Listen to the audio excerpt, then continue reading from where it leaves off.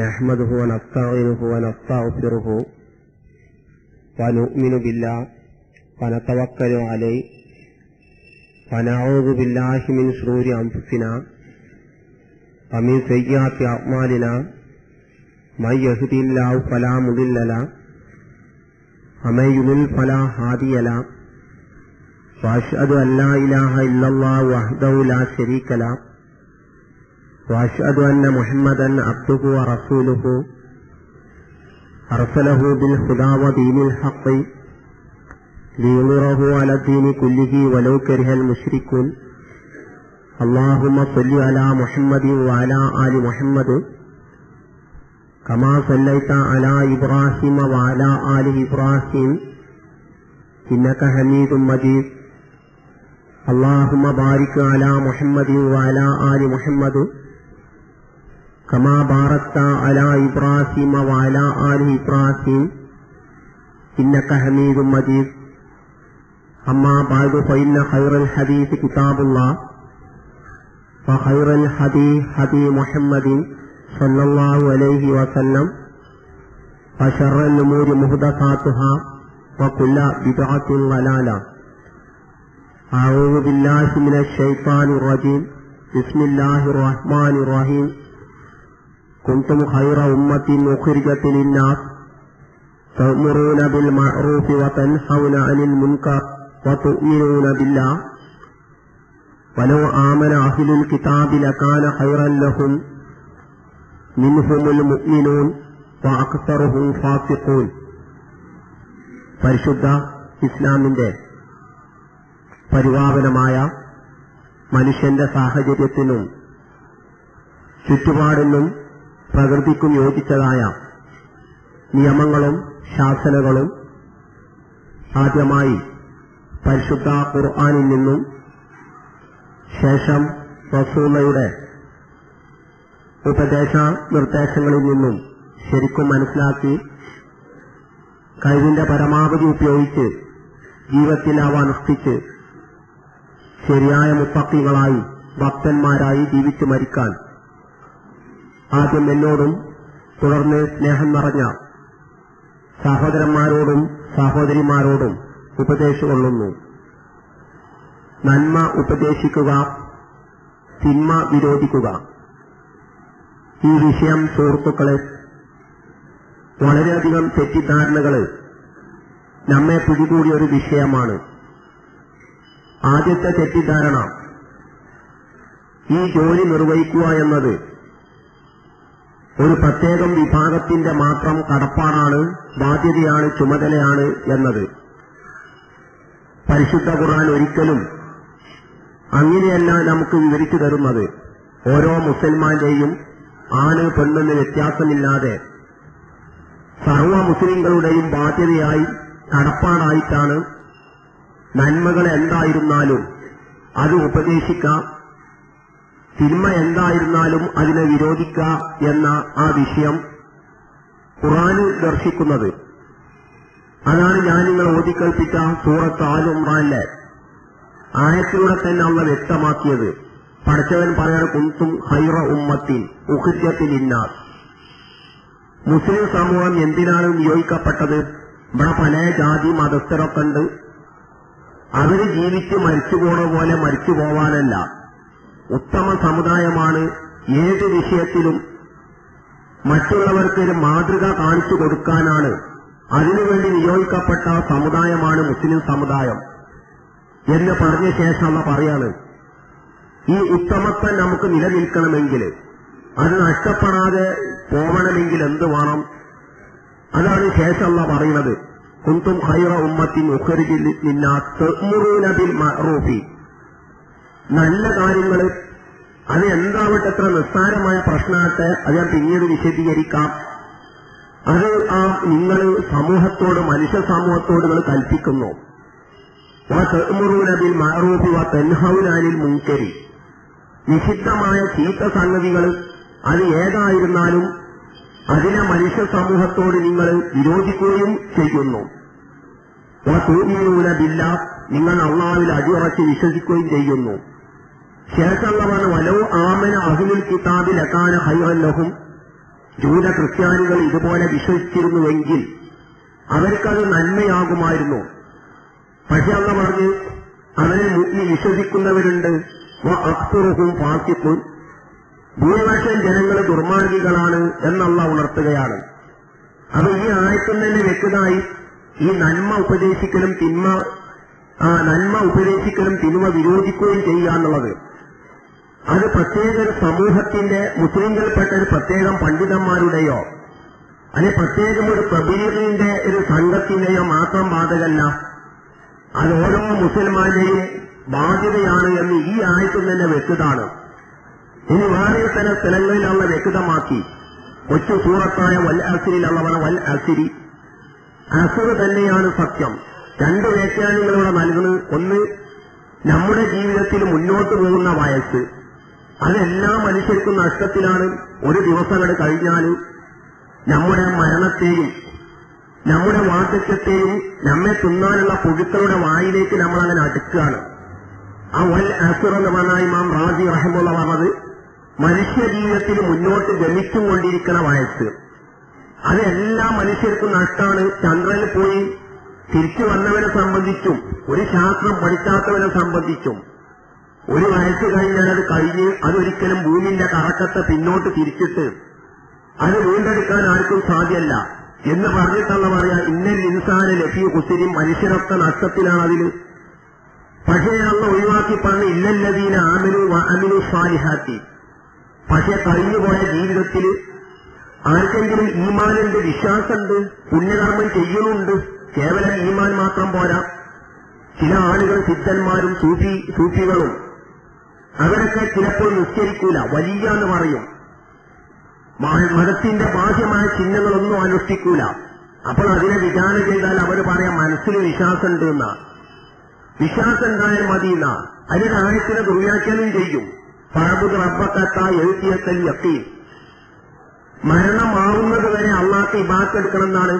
പക്ഷെ സൂഫിസത്തിന്റെ ആളുകൾ, ത്വരീഖത്തിന്റെ ആളുകളൊക്കെ ഇവിടെ യഖീൻ അർത്ഥം വെക്കുക, ഉറപ്പ് കിട്ടുക, കെശ്ഫ് കിട്ടുകയെന്ന. പഠിത്തമുണ്ടെന്ന് ഉറപ്പാട് കിട്ടിക്കഴിഞ്ഞാൽ പിന്നെ ഇബാദത്തൊന്നും ആവശ്യമില്ല എന്നാ.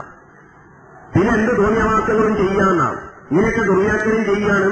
അപ്പൊ അള്ള പറഞ്ഞ ഈമാൻ മാത്രം പോരാ, അമലുസാനും വേണം. അവിടെ അള്ള നിർത്തിയില്ല. അത് സ്വന്തം കാര്യമാണ്. വതവാ സൂബിൽ ഹഖ് വതവാ സൂബിൽ സബ്ർ. സത്യം ആര് മനസ്സിലാക്കിയാലും അത് പരസ്പരം അത് ഉപദേശിക്കണം.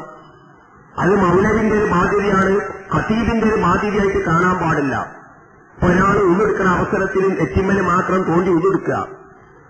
അത് അടുത്തിരിക്കാൻ നമ്മൾ കണ്ട് നമുക്കറിയാം തല മുഴുവൻ തടവിന് സുന്നത്താണ്. അത് പറയാത്ത ഫിഖിന്റെ കിതാബില്ല. എല്ലാ മദ്രസ പാഠപുസ്തകത്തിലും പഠിപ്പിക്കാണ് നെറ്റിമ്മൽ 3 തോണ്ടലെല്ലാം സുന്നത്ത്. നേരെ മറിച്ച് തല മുഴുവൻ തടവനാണ് സുന്നത്ത്. അപ്പം ജനങ്ങള് തല മുഴുവൻ തടവാതെ നെറ്റിമ്മൽ മാത്രം തോണ്ടിയിട്ട് ഒന്നെടുക്കുന്നത് കണ്ടാല് അത് ഖതീബിനോട് ഈ വെള്ളിയാഴ്ച ആ തല കഴിഞ്ഞ വിഷയമൊന്ന് നബികരിന്റെ അടിസ്ഥാനത്തിൽ പ്രസംഗിപ്പിക്കാമെന്ന് വിചാരിക്കണ്ട. സുഹൃത്തിനോട് ചോദിക്കാൻ, സുഹൃത്തനി ഏത് വിഭാഗമാണ്? ഇന്ന വിഭാഗം എന്ന് പറഞ്ഞാൽ നിന്റെ പാഠപുസ്തകത്തിൽ വരെ പഠിപ്പിക്കുന്നില്ലേ തല മുഴുവൻ തടവിന് സുന്നത്താണെന്നുള്ളത്? എന്നിട്ട് എന്തിനാണ് ഈ നെറ്റിമ്മൽ മാത്രം തടവിയിട്ട് സുന്നത്ത് നഷ്ടപ്പെടുന്നത് എന്ന് നമ്മളത് പറയണമെന്നർത്ഥം. ഒരു കാര്യം ഹക്കാണ്, സത്യമാണെന്ന് മനസ്സിലാക്കിയാൽ അതിന് എതിർ പ്രവർത്തിക്കുന്നത് കണ്ടാലും നമ്മൾ സ്വാഭാവികമായും നമ്മളെ ആദർശത്തിൽ അടിയുറച്ച വിശ്വാസം ഉണ്ടെങ്കിൽ നമ്മളത് ഉപദേശിക്കും. അതല്ല പറഞ്ഞാൽ ഹക്ക് പരസ്പരം ഉപദേശിക്കണം.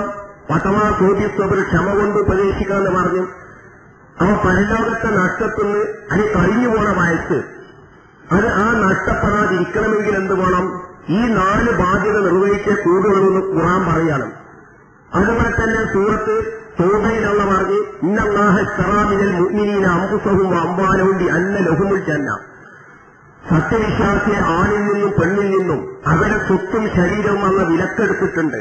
വിലക്ക് വാങ്ങി എന്നിട്ട് ആ വിശ്വാസികൾ സ്വർഗത്തിന്റെ ആളുകൾ സ്വഭാവം വന്നതാണ് അൽ ആമിറൂന ബിൽ മഅറൂഫി വൻ നാഹൂന അനിൽ മുൻകർ. അവരെ നന്മകൾ കൽപ്പിക്കുകയും തിന്മ അവരെ വിരോധിക്കുകയും ചെയ്യുന്നതാണ്. സ്വർഗത്തിലെ ആളുകൾ സ്വഭാവ ഗുണം പറഞ്ഞതാണ്. പിന്നെ വല്ലദീന യുഅ്മിനൂന ബിൽ ആഖിറത്തി, പരലോകത്തിൽ വിശ്വസിക്കുന്ന മനുഷ്യന്മാർ യഅ്മുറൂന ബിൽ മഅറൂഫി വയൻഹൗന അനിൽ മുൻകരി വാർത്തയുള്ള പറഞ്ഞു. മരണശേഷമുള്ള ജീവിതത്തിൽ ഏതാണും കൊണ്ട് വിശ്വസിക്കുന്നുണ്ടോ അവര് നന്മകൾ അവര് സമൂഹത്തോട് മറ്റുള്ളവരോട് കൽപ്പിക്കുകയും തിന്മകൾ അവർ വിരോധിക്കുകയും ചെയ്യുമെന്ന് പറഞ്ഞു.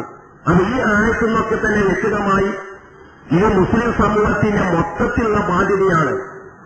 ഏതെങ്കിലും വിഭാഗത്തിന്റെതല്ല നന്മ കൽപ്പിക്കുക തിന്മ വിരോധിക്കുക എന്നുള്ളത്. ഇത്രയും മനസ്സിലാക്കി. ഇനി സ്നേഹിതന്മാരെ, സ്വാഭാവികമായും നന്മ കൽപ്പിക്കാനും തിന്മ വിരോധിക്കാനും നമുക്ക് പ്രതിബന്ധമായി തീരുന്ന ചില സംഗതികളുണ്ട്. ഒന്നാമത്തെ സംഗതികൾ, ഞാനും നിങ്ങളാരും സമ്പൂർണ്ണരല്ല, ന്യൂനതകളുണ്ടാവും. അപ്പൊ ഞാൻ നന്മ കൽപ്പിക്കാനും തിന്മ വിരോധിക്കാനും ആയിട്ടില്ല. കാരണം അങ്ങനെ നന്മ കൽപ്പിക്കുകയും തിന്മ വിരോധിക്കുകയും ചെയ്താലും എന്റെ ന്യൂനതകൾ അവൻ എടുത്തു പറഞ്ഞേക്കും എന്ന ഭയം. ഇത് നമ്മൾ ആദ്യം തിരുത്തണം. കാരണം എല്ലാം സമ്പൂർണമായ വ്യക്തിക്ക് മാത്രമേ നന്മ കൽപ്പിക്കാനും തിന്മ വിരോധിക്കാനും പാടുള്ളൂ വന്നാലും ഓരോ ഏരിയയിലും ഓരോ മഹലിലും നബിമാരെ നിയോഗിക്കേണ്ടി വരും. അല്ല, ഓരോരോ മഹലിലും നബിമാരെ കാലാകാലം നിയോഗിക്കേണ്ടി വരും. കാരണം ആരും സമ്പൂർണ്ണരല്ലല്ലോ, നബിമാര് മാത്രമാണ് മഅ്സൂമികൾ സമ്പൂർണ്ണര്. അപ്പൊ ആ ധാരണ നമ്മൾ ആദ്യം തിരുത്തണം. എല്ലാം ശരിക്കും നെയ്യിൽ പൊരിച്ച മാതിരി ശുദ്ധനായ മനുഷ്യനാണെങ്കിൽ മാത്രമേ നന്മ കൽപ്പിക്കാനും തിന്മ വിരോധിക്കാനും പാടുള്ളൂ എന്നൊരു സിദ്ധാന്തം ഇസ്ലാമിലില്ല. പക്ഷെ ഒരു കാര്യമുണ്ട്, രണ്ട് പ്രധാന സംഗതിയാണ് നമ്മൾ മനസ്സിലാക്കേണ്ടത്. ഒന്നാമത്തത്, ഞാൻ നന്മ കൽപ്പിക്കുന്നത് തിന്മ വിരോധിക്കുന്നത്. പക്ഷെ എന്റെ ജീവിതത്തിൽ അത് ബന്ധമല്ല, അങ്ങനെയാവാൻ പാടില്ല. ഉദാഹരണത്തിന് പറയുകയാണെങ്കിൽ ഇസ്ലാം ഈമാന് പല ശാഖകളാണ്. അതിൽപ്പെട്ട കാര്യമാണ് ഇടവഴിയിൽ നിന്ന് റോട്ടിൽ നിന്നൊരു ഇമാസത്തിൽ അതാ അനി തൊടിയെത്തിയെന്നറിഞ്ഞു. ഇടവഴിയിൽ നിന്നൊരു മുള്ളോ കുട്ടിക്കാഷ്ടമോ എടുത്തു കളയല്. പക്ഷെ ഞാനത് സമൂഹത്തോട് പറയുന്നുണ്ട്, ഇസ്ലാമിന്റെ ആ മഹത്വമൊക്കെ പറയുന്നുണ്ട്.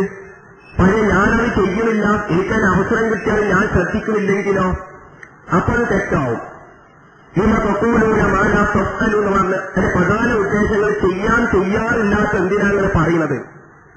അപ്പൊ ഒരു കാര്യം നമ്മൾ നന്മയാണ് ഇസ്ലാമിൽ രോഗികളെ സന്ദർശിക്കല്, രോഗികൾക്ക് മരുന്ന് വാങ്ങിക്കൊടുക്കല് നല്ലതാണ് എന്ന് നമ്മൾ പ്രസംഗിക്കുകയാണ്, മറ്റൊരു പറയാണ്. പക്ഷേ ഞാനും നിങ്ങളത് ചെയ്യുന്നില്ലെങ്കിലോ, ചെയ്യാനത് ശ്രദ്ധിക്കുന്നില്ലെങ്കിലോ തെറ്റായി എന്നർത്ഥം. അപ്പം ഒന്നാമത്തത്, നമ്മളൊരു കാര്യം നന്മ കൽപ്പിക്കുന്നത് തിന്മ വിരോധിക്കുന്നുണ്ടെങ്കിൽ ആ കൽപ്പിക്കുന്ന സംഗതികൾ നമ്മുടെ ജീവിതത്തിൽ പരമാവധി അനുഷ്ഠിക്കാൻ ശ്രമിക്കണം. തിന്മ നമ്മൾ വിരോധിക്കുന്നുണ്ടെങ്കിൽ ആ തിന്മ നമ്മുടെ ജീവിതത്തിൽ നിന്ന് പരമാവധി വർദ്ധിക്കാൻ നമ്മൾ ശ്രദ്ധിക്കണം. അതേ അവസരത്തിലോ ഒരാളൊരു കള്ളുടിയനാണ്. ആ കള്ളുടിക്കുന്ന മനുഷ്യന് കള്ളിന്റെ മതവിധി പറയേണ്ടി വരുമ്പോൾ ഓരെന്തെന്നാ പറയേണ്ടത്? കള്ളുടി തെറ്റാന്നെന്നാ പറയേണ്ടത്. ഒരു മനുഷ്യൻ പുകവലിക്കുന്നുണ്ട്, പക്ഷെ പുകവലിന്റെ ആ മതവിധി അവന് പറയേണ്ടി വരുമ്പോൾ പുകവലി നല്ലതാണ് എന്നെല്ലാം പറയേണ്ടത്, ആ പുകവലി തെറ്റാൻ തന്നെ പറയേണ്ടത്. പക്ഷെ ഏത് നിലക്കായിരിക്കണം പറയേണ്ടത്? അത് മറ്റവനെ വിമർശിക്കുന്ന നിലക്കാവരുത്. ഒരു കള്ളുടിയൻ കള്ളുടിക്കുന്നുണ്ട്, എന്നിട്ട് മറ്റു മദ്യപാനികളെ വിമർശിക്കുക. ഒരാൾ പുകവലിക്കുന്നുണ്ട്, മറ്റവനെ വിമർശിക്കുക. ആ ശൈലിയിലാവരുത്. നേരെ മറ്റു സുഹൃത്ത്, ഞാൻ കള്ളിന് വിധേയമായതാണ്, എനിക്കത് ഉപേക്ഷിക്കാൻ സാധിക്കുന്നില്ല, നീയെങ്കിലും അത് കള്ളുടിക്കലേ എന്ന് പറയുകയാണെങ്കിൽ തെറ്റില്ല.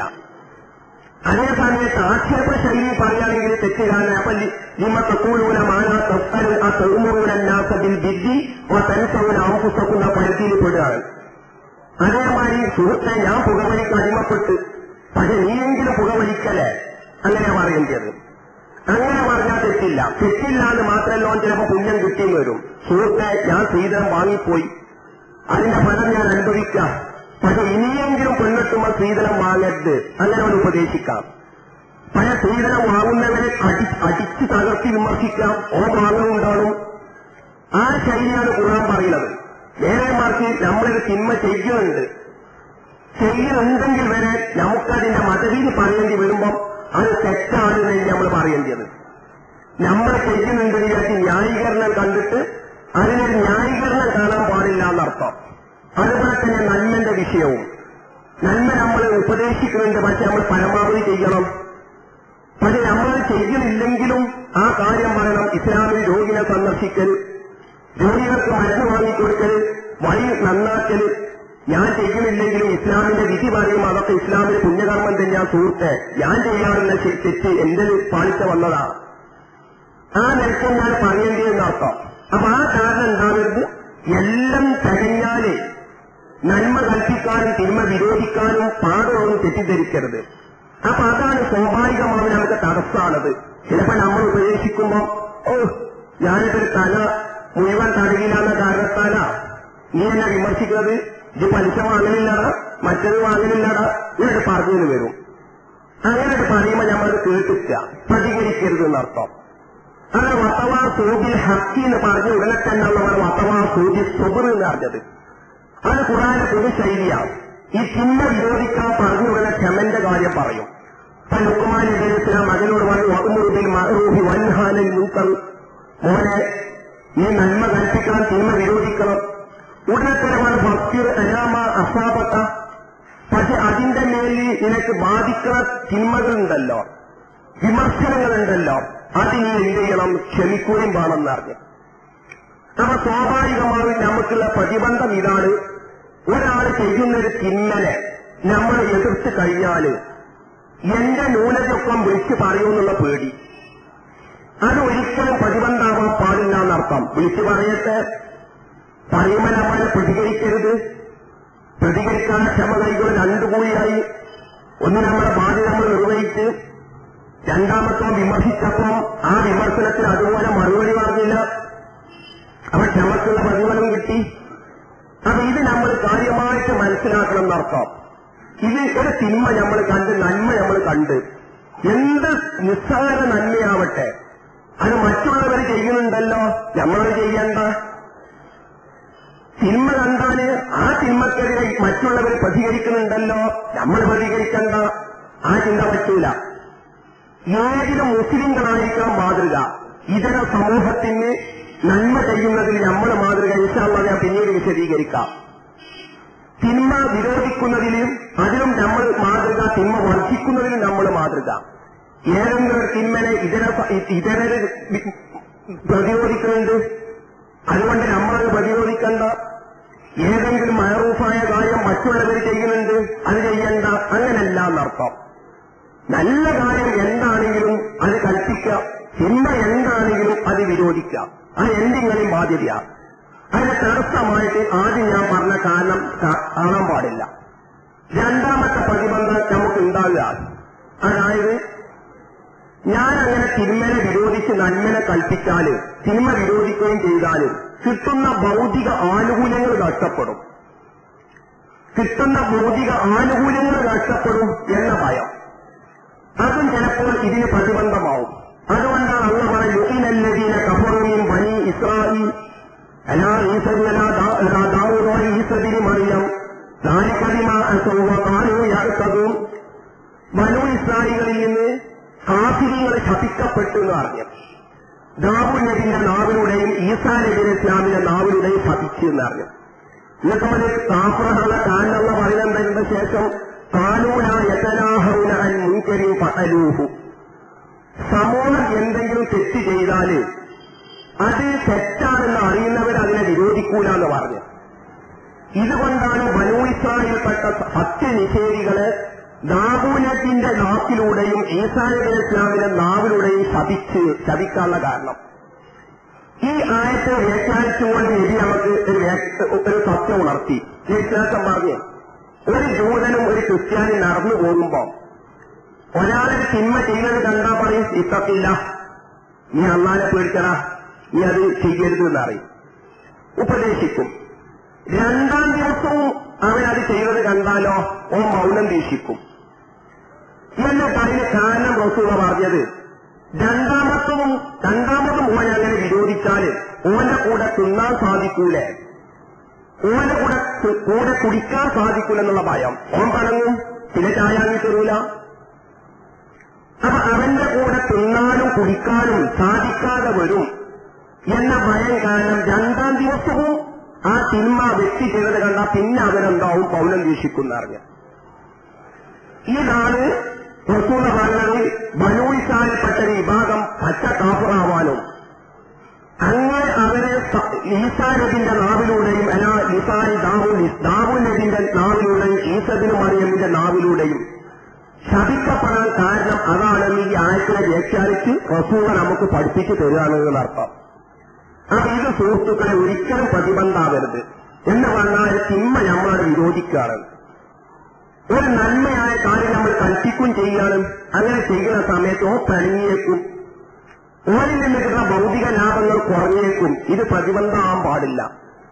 ഇത്രത്തോളം ഖുർആൻ പറഞ്ഞിട്ടും പള്ളി ദർസിലെ വലിയൊരു കിതാബുണ്ട് തൂഫ, മിൻഹാജിന്റെ ഷറഹ് തൂഫ എന്നറിയും. പുരോഹിതന്മാര് പണ്ഡിതന്മാര് വളരെ ബഹുമാനിക്കുന്ന കിതാബ തൂഫ മൂല്യന്മാര്. ആ തൂഫയിൽ കിതാബ് സീർ എന്നൊരു അധ്യായമുണ്ട്. അതിന് പറയുന്നത് എന്താണെന്നറിയങ്ങള്, സമൂഹത്തിൽ ഒരു തിന്മ നടമാടുന്നത് കണ്ടാല് അതിന് എതിരായി ശബ്ദിച്ചാല് അതിനെ വിരോധിച്ചാല് തനിക്ക് ലഭിക്കുന്ന നഫക്കത്ത്, ജീവിത വിഭവം, ചെലവ് അത് നഷ്ടപ്പെടുമെന്ന് ഭയമുണ്ടെങ്കിൽ തിന്മ വിരോധിക്കേണ്ട, നന്മ കൽപ്പിക്കും വേണ്ട.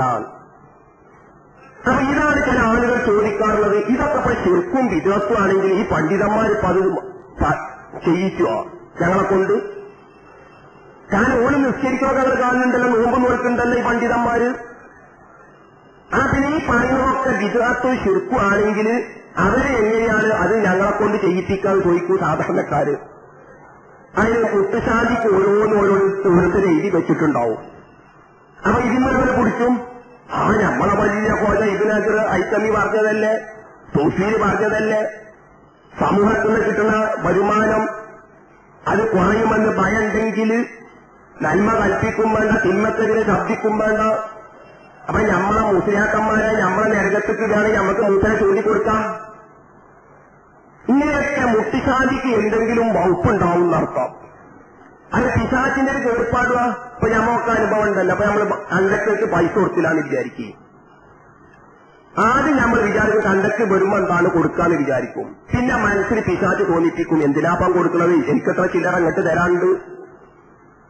അല്ലെങ്കിൽ കണ്ടക്ടർ മുഴുവൻ മൊലാളിക്ക് പൈസ കൊടുക്കുവോ? ഇങ്ങനെ പിശാച് തോന്നിപ്പിച്ചുകൊണ്ട് പിന്നെ അത് കൊടുക്കേണ്ടത് തോന്നിപ്പിച്ചു എന്നർത്ഥം. ഇത് പിശാചിന്റെ ഒരു ഏർപ്പാടാ. അപ്പൊ നിസ്കാര ശേഷമുള്ള പ്രാർത്ഥന, മരിച്ചവനെ വീട്ടിൽ കാണുന്ന ശിർക്ക്, ഇസ്തിഹാസ, ഇതൊക്കെ ശിർക്കായി എങ്ങനെ പണ്ഡിതന്മാരിൽ ലൈസൻസ് കൊടുക്കുന്നത്? ഇവർക്ക് അള്ളാനെ പേടിയില്ലേ? ഇവരെ സമൂഹത്തോടെ ചെയ്യാൻ പറയോ എന്നൊക്കെ ഒരു സംശയം ഉണ്ടാവും സാധാരണക്കാർക്ക്. ആ സംശയത്തിനുള്ള മറുപടിയും കൂടി ഈ സൂഫിന്ന് കിട്ടുന്നർത്ഥം. സമൂഹത്തിന് നടക്കുന്ന തിന്മ, സമൂഹം നന്മ ഉപേക്ഷിക്കാൻ നന്മ ചെയ്യാൻ കൽപ്പിക്കുക, തിന്മ വിരോധിക്കുക. ഇത് ചെയ്താല് തനിക്ക് കിട്ടുന്ന നഫക്കത്ത്, ചിലവ്, ജീവിത വിഭവം, താൽപ്പ് അത് കുറയുമെങ്കിൽ ഇത് നടത്തിക്കോളുന്നില്ല. ഇത് പ്രത്യേകം ഖുർആനിൽ പറഞ്ഞതാണ്. ദാവൂദിന്റെ നാക്കിലൂടെയും ഈസബിന് മറിയതിന്റെ നാക്കിലൂടെയും ബനൂ ഇസ്രായേൽപ്പെട്ട സത്യനിഷേധികളെ ശപിച്ചു നടത്തും. എന്നിട്ട് അതിന് കാരണം പറഞ്ഞതാ, ഇങ്ങനെ ഭൗതികമായ നേട്ടങ്ങള്, കാര്യലാഭങ്ങള് അത് നഷ്ടപ്പെടുമെന്ന് കാണുമ്പോൾ അവർ ജോലി നിർവഹിക്കൂല എന്ന് പറഞ്ഞു. അപ്പൊ ഇത് ഒരിക്കലും തടസ്സാവരുത് എന്ന് പറഞ്ഞാൽ അള്ളാഹു ബഹുമൂർ അഹിലക്കബി സ്വലാത്തി ഫസ്തബിർ അലൈഹ, നിന്റെ കുടുംബത്തോട് നീ നിസ്കരിക്കാൻ കൽപ്പിക്കണം. അവൻ മകന് MBBS എഞ്ചിനീയർ പാസ്സായതാ. മകന്റെ ചെലവിനെ നമ്മൾ ജീവിക്കുന്നത്. എന്നാലും മകൻ നിസ്കരിക്കൽ ബാപ്പ പറയണം, മോനെ നിസ്കരിക്കണം കേട്ടോ എന്ന് പറയണം. അവൻ മകൻ തെറ്റിങ്ങാണ്ടിനിപ്പം ചെലവ് വരൂലേ എന്ന പേടി ഉണ്ടാകാൻ പാടില്ല. ഭാര്യനെ നിസ്കരിക്കുന്ന സ്വഭാവമല്ല. എങ്കിൽ ഭർത്താവ് പറയണം, എടി ഇങ്ങനെയൊന്നും പറ്റൂലട്ടോ, നിസ്കരിക്കാന്ന് പറയണം. അങ്ങനെ പറഞ്ഞാൽ ഈ റൂമിൽ വരണ്ടെന്നോട് പറയോ? കാരണം ഓരോ റൂമിൽ പോയി കൂടുതലല്ലേ. അപ്പൊ അങ്ങനെയൊക്കെ വരണ്ടെന്നൊക്കെ പറയോ? ഇതൊന്നും തടസ്സമാവാൻ പാടില്ല എന്നർത്ഥം. നമുക്ക് കിട്ടുന്ന എന്ത് നേട്ടങ്ങളാവട്ടെ ആ നേട്ടങ്ങൾ നഷ്ടപ്പെടുമെന്ന് വിചാരിച്ച് ഈ ജോലി ആരും നിർവഹിക്കാതിരിക്കാൻ പറ്റൂല എന്നർത്ഥം.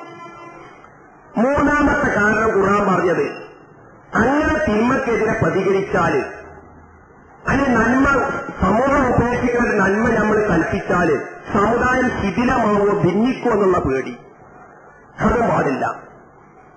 അതിനാണ് പരിശുദ്ധ ഖുർആൻ സൂറത്ത് അഅറാഫിന്റെ അവസാന സംഭവം പറയുന്നുണ്ട്. പടച്ചോനെ, ജൂതന്മാരൊന്ന് പരീക്ഷിക്കാൻ വേണ്ടി ശനിയാഴ്ച ദിവസം നിങ്ങൾ നീ മത്സ്യം പിടിക്കാൻ പാടില്ല, ശനിയാഴ്ച ദിവസം മുഴുവനും ആരാധനക്ക് നീക്കി വെക്കണം എന്ന് പറഞ്ഞു. എന്നിട്ട് അറിയത്തില്ലത്തി കാലത്ത് ഹാവിറത്തൽ പഹരി ഇത് യഹൂദി സബുത്തി ഇത് തരത്തി ഈ താലുഹും യോമ സബുത്തിഹിം ശുർഅൻ. ഈ മനുഷ്യന്മാർക്ക് ഒരു സമുദ്ര തീരത്തുള്ള ഒരു ഗ്രാമക്കാരുടെ കഥ നീ പഠിപ്പിച്ചു കൊടുത്ത് നബിയെ എന്നറിഞ്ഞ അല്ല അയിലാന്നുള്ള ഗ്രാമമാണ് അറിയപ്പെടുന്നത്. അവരോട് പഠിച്ചവരെന്ത് പറഞ്ഞു? ഇങ്ങനെ ശനിയാഴ്ച മീൻ പിടിക്കണ്ടെന്ന് പറഞ്ഞു. പക്ഷെ മീൻ പിടിക്കണ്ടെന്ന് പറഞ്ഞ് അന്ന് തന്നെ മത്സ്യം ഇങ്ങനെ പ്രത്യേകം ചാകര മൂക്കെടുത്തിട്ട് ഇങ്ങനെ പ്രത്യേകം മത്സ്യം ഇങ്ങനെ രംഗത്ത് വരും. പക്ഷെ ശനിയാഴ്ച അല്ലാത്ത ദിവസങ്ങളോ മത്സ്യം കാണൂല. എന്നിട്ടുള്ള പറഞ്ഞു ഇങ്ങനെയാണ് ഞാൻ ചിലപ്പോൾ മനുഷ്യനെ പരീക്ഷിക്കുക എന്ന് പറഞ്ഞു. എന്ന് പറഞ്ഞാല് തെറ്റ് ചെയ്യാനുള്ള നല്ല അവസരം പഠിച്ചവൻ നമുക്കൊക്കെ ഉണ്ടാക്കി തരും. സൂറത്ത് മാലിയിലുള്ള പറഞ്ഞ് ഇങ്ങനെ ഹജ്ജിനും ഉംറക്കും പ്രവേശിച്ചു കഴിഞ്ഞാൽ കരവേട്ടങ്ങൾ നടത്തരുത് എന്ന് പറഞ്ഞു. പക്ഷേ പഠിച്ചവൻ പറഞ്ഞ് ചിലപ്പോൾ നിങ്ങളുടെ ആയുധങ്ങൾക്ക് പിടികൂടാൻ പറ്റുന്ന നിലയ്ക്ക് നല്ല മൃഗത്തെ അടുത്തുകൂടെ കൊണ്ടുവരും. അതെന്തിനാഹു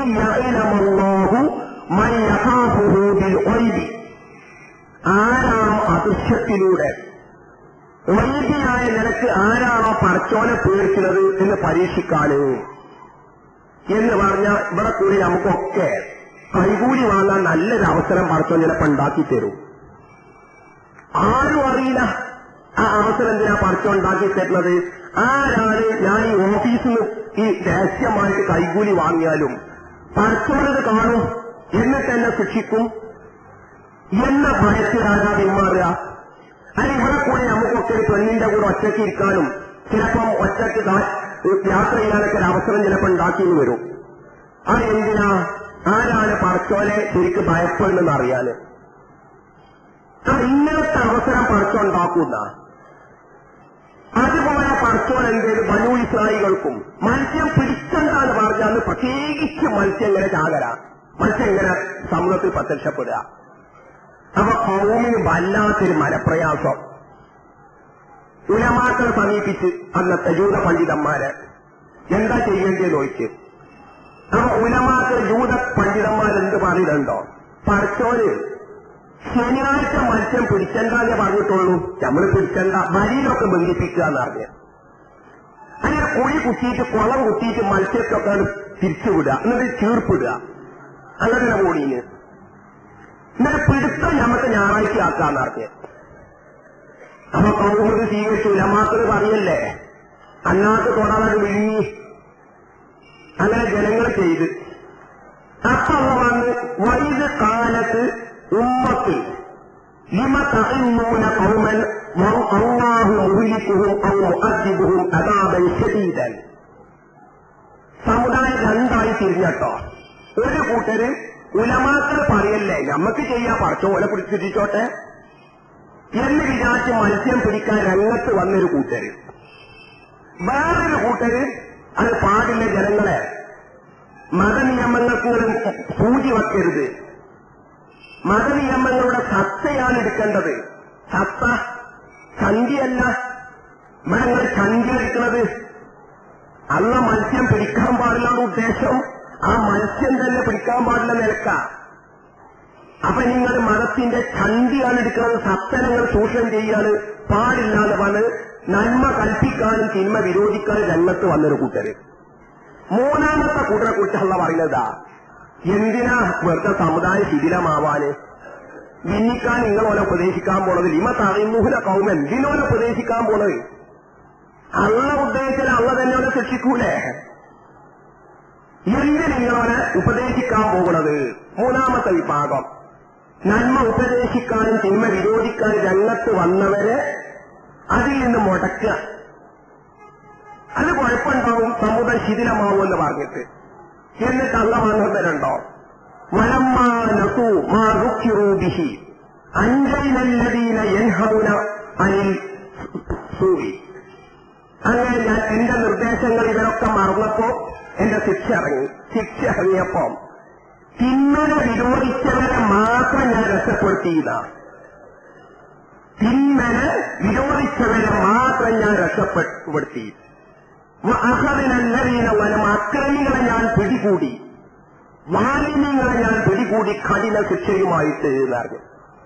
അവിടെ നോക്കി നിങ്ങൾ, പടച്ചോന് മത്സ്യം പിടിച്ച അതേ അക്രമിയുടെ കൂട്ടത്തിലാണ് തിന്മ വിരോധിക്കാൻ വേണ്ടി രംഗത്ത് വന്നവരെ നിഷ്ക്രിയരാക്കാൻ ശ്രമിച്ചവരല്ല പറഞ്ഞത്. അവര് മത്സ്യം പിടിച്ചിട്ടില്ല, പക്ഷെ എന്ത് ചെയ്ത് അവർ അതിനെ എതിർത്തില്ല. എതിർത്തവരെ നിഷ്ക്രിയമാക്കാൻ ശ്രമം അവർ നടത്തി. അപ്പൊ അള്ള പറയാ, ഞാൻ ആരെ മാത്രമാണ് രക്ഷപ്പെടുത്തിയത്? തിന്മ വിരോധിച്ചവരെ ഞാൻ രക്ഷപ്പെടുത്തി. മത്സ്യം പിടിച്ചവരെയും അള്ള വാലിന് അക്രമിയായി, അതിനെതിരെ മൗനം വീക്ഷിച്ചവരെയും അള്ള അക്രമിയായിട്ട് പറയുകയാണ്. ഈ ആയത്ത് സുഹൃത്തുക്കളെ ഓടുന്ന അവസരത്തിലെ ഇബ്നു അബ്ബാസ് ഇങ്ങനെ കണ്ണിന്നിങ്ങനെ കണ്ണീര് വരുന്ന. അപ്പൊ അടുത്തുള്ള ശിഷ്യന്മാര് ചോദിക്കും, എന്താണ് നിങ്ങൾ ഈ ആയത്തോടും അങ്ങനെ കഴിയണമെന്ന് ചോദിക്കും. അപ്പൊ വ്യാഖ്യാനിച്ചു കൊടുക്കും, ഇവിടെ പടച്ചോന് തിന്മ വിരോധിക്കാതെ മൗനം വീക്ഷിച്ചവരെയും ശിക്ഷിച്ചെന്നാ പറയുന്നത്. അവരെയും വാലിമെന്നാ പറയുന്നത്. സമൂഹത്തിൽ പല തിന്മകൾ നമ്മൾ കാണുന്നു. പലപ്പോഴും ഭരണാധികാരികളെ പേടിച്ചിട്ട് നമ്മൾ മൗനം വീക്ഷിക്കുകയാണ്. ഇവർക്കറിഞ്ഞ ശിക്ഷ എനിക്കും പിടികൂടുമെന്ന് പേടിക്കുകയാണ്. ഈ ഇബ്നു അബ്ബാസ് വരെ കരയാണ്. പലതും സമൂഹത്തിൽ തിന്മ നമ്മൾ കാണുക. പല സമൂഹത്തിന്റെ ശിഥിലീകരണം, സമൂഹത്തിന്റെ അനീതിയൊക്കെ പേടിച്ചാൽ ഭരണാധികാരികളെ ശിക്ഷ പേടിച്ച് നമ്മളൊക്കെ പലതും മിണ്ടാതിരിക്കുന്നുണ്ട്. ഈ ആയത്തിന്റെ പരിധിയിൽ നമ്മൾ പെടുമോ എന്ന് പേടിക്കുകയാണ്. നമ്മൾ നോക്കിങ്ങൾ. അപ്പൊ അത് നമുക്ക് പ്രതിബന്ധമാവാൻ പാടില്ല എന്നർത്ഥം. ഈ 3 കാര്യങ്ങൾ ഒരിക്കലും പ്രതിബന്ധമായിട്ട് കാണാൻ പാടില്ല. ഇവരെ സ്നേഹിതന്മാരെ നമ്മൾ കാര്യമായി ശ്രദ്ധിക്കേണ്ട ഒരു വിഷയം. ഇവിടെ അള്ള പറഞ്ഞതെന്താ? നന്മ നമ്മൾ കൽപ്പിക്കണം, തിന്മ വിരോധിക്കണം. ഇത് നബിമാരുടെ സ്വഭാവം എന്താ? കാരണം ഏറ്റവും വലിയ തിന്മ എന്തെങ്കിലും പടച്ചോന് പങ്കുവെക്കലാണ്, ശിർക്കാണ്. ആർക്കും ഒരു അഭിപ്രായത്തിലതല്ല. ഖുർആൻ അത് കണിശമായി പറഞ്ഞതുമാണ്. ഇന്ന ശിർക്കല ഉൽമുൻ അവീന്ന് അറിഞ്ഞു. ഏറ്റവും വലിയ അതിക്രമം അള്ളാഹ് പങ്കു ചേർക്കലാണ്. അവൻ യുശ്രിക്കുബില്ലാഹി ഫഖദ് ഇഫ്തറ ഇസ്മൻ അവീമാന്ന് അറിഞ്ഞു. ആരെങ്കിലും പടച്ചോന് പങ്കു ചേർത്ത് കഴിഞ്ഞാൽ അവൻ വലിയൊരു തെറ്റാണ്, പാപമാണ് ചെയ്തതെന്ന് പറഞ്ഞു. അവ ഏറ്റവും വലിയ നന്മ പടച്ചോന്റെ ഏകത്വം തൗഹീദ് പറയാം. ഏറ്റവും വലിയ തിന്മ അതിന് എതിരെ വരുന്ന ശിർക്ക്, അതിനെ തൊട്ട് ജനങ്ങളെ ബോധവാന്മാരാക്കുക. അതുകൊണ്ട് പ്രവാചകന്മാരെല്ലാം തന്നെ ആദ്യം തൗഹീദ് പറയുകയും ശിർക്കിനെതിരെ പ്രതികരിക്കുകയും ചെയ്തു. പക്ഷെ അത്രമാത്രമാണ് നബിമാര് ചെയ്തത് അല്ല. നബിമാര് സമൂഹത്തിലുള്ള എല്ലാ തിന്മക്കെതിരും നബിമാര് പ്രതികരിച്ച് എല്ലാ നന്മയും നബിമാര് പ്രവർത്തിക്കുകയും സമൂഹത്തോട് കൽപ്പിക്കുകയും ചെയ്തു. ഒരു വിഭാഗം മാത്രം അല്ലാഹു പറഞ്ഞ അപ്പൊ തൂമിനൂന ബി ബഅദിൽ കിതാബി, വേദഗ്രന്ഥങ്ങളിൽ നിങ്ങൾക്ക് ഇഷ്ടമുള്ളത് നിങ്ങൾ എടുക്കുകയാണല്ലേ, ഇങ്ങൾക്ക് ഇഷ്ടമല്ലാത്തവർ തള്ളുകയാണ് ചെയ്തത്. ആ ഒരു നയം നബിമാര് സ്വീകരിച്ചിട്ടില്ല എന്നർത്ഥം. അതിന് നമുക്കൊന്ന് പരിശോധിക്കാം. ഒന്നാമത് ശുഐബ് നബിയെ എടുത്തു നോക്കി നിങ്ങൾ. ശുഐബ് നബിയുടെ സമുദായം സാമ്പത്തികമായിട്ട് വളരെ കുത്തഴിഞ്ഞ സമൂഹമായിരുന്നു. മദിയൻ അഹാഹു ശുഐബൻ, മദിയൻകാരിലേക്ക് എന്റെ നബി, അവരുടെ സുഹൃത്ത്, എന്റെ പ്രവാചകൻ ശുഐബിനെ ഞാൻ നിയോഗിച്ച്.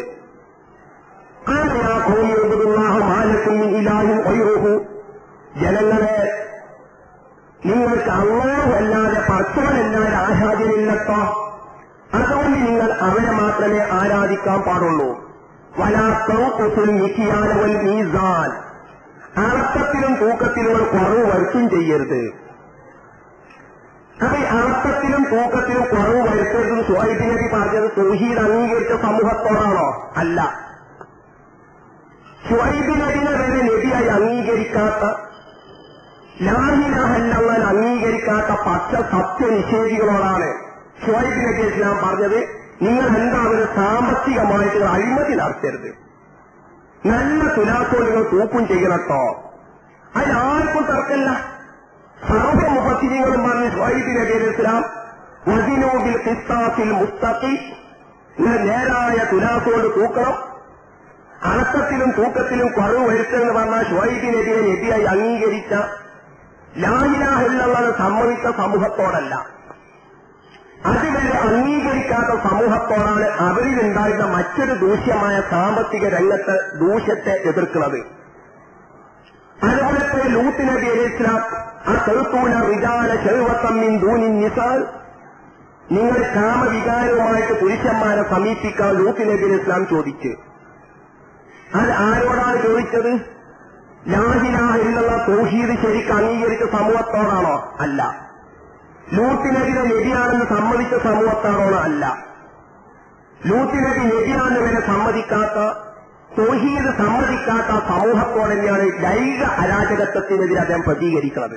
പക്ഷേ ലൂത്ത് നബി അലൈഹി ഇസ്ലാം ആദ്യം പ്രബോധനം ചെയ്തതിന്റെ തൗഹീദല്ലേ.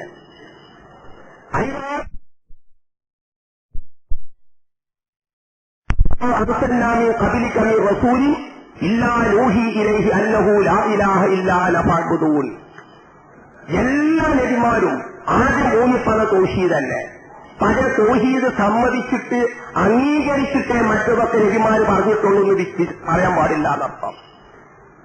തൗഹീദ് അംഗീകരിക്കാത്ത, നബിനെ നബിയാണെന്നവരെ അംഗീകരിക്കാത്ത സമൂഹത്തോടാണ് ഈ പറഞ്ഞ ലൂത്ത് നബി ഇസ്ലാം പറയുന്നത്. അതുപോലെ തന്നെ സാലി നബി പറഞ്ഞ് ആ തബിനൂന ബി കുല്ലി റീഇൻ ആയത്തൻ തഅബസു, സാലി നബിന്റെ സമൂത് ഗോത്രത്തിലൊരു ഏർപ്പാട് കണ്ടമാനം വീടുണ്ടാക്കിയല്ലേ, അനാവശ്യമായിട്ട് ബംഗ്ലാവ് അങ്ങനെ ഉയർത്തിയല്ലേ.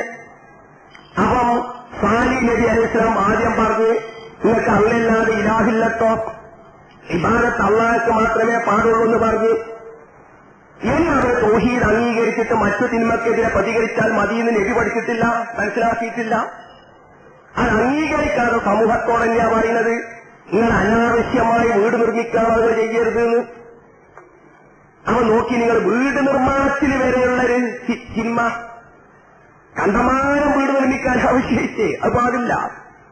എത്രാക്കം പറഞ്ഞും ചെയ്ത് അത് ഖിയാമന്നാന്റെ അടയാളാന്ന് പറഞ്ഞ് ബുഖാരി മുസ്ലിം യതഫാവലൂന ഫിൽ ബുനിയാനി, ഒരു കഴിവില്ലാത്ത മനുഷ്യന്മാര് പെട്ടെന്ന് ഗൾഫിക്കൊക്കെ പോയിട്ട് പെട്ടെന്നിങ്ങട്ട് മുതലാളിയാവും, ചെരുപ്പിടാത്തോന് ആടിനെ മേച്ചോന്, മുതലാളിയായി കഴിഞ്ഞാലോ വീട് അങ്ങനെ നിർമ്മിക്കുന്ന അറിഞ്ഞ്. അതേ സമയത്ത് ആവശ്യത്തിന് വീട് വാങ്ങാനും അത് നല്ല കാര്യം. നബി പറഞ്ഞു 3 സംഗതികൾ പടച്ചോന് മനുഷ്യന് ചെയ്തിരുന്ന വലിയ അനുഗ്രഹമാണ് എന്ന് അറിഞ്ഞ്. എന്നിട്ട് ഒന്നാമത്തത് ആവശ്യത്തിന് വിശാലമായ വീടുണ്ടാകുക എന്ന് പറഞ്ഞാൽ ഞാൻ ആ വീട്ടിലേക്ക് വന്ന് വിരുന്നാരനയക്കും.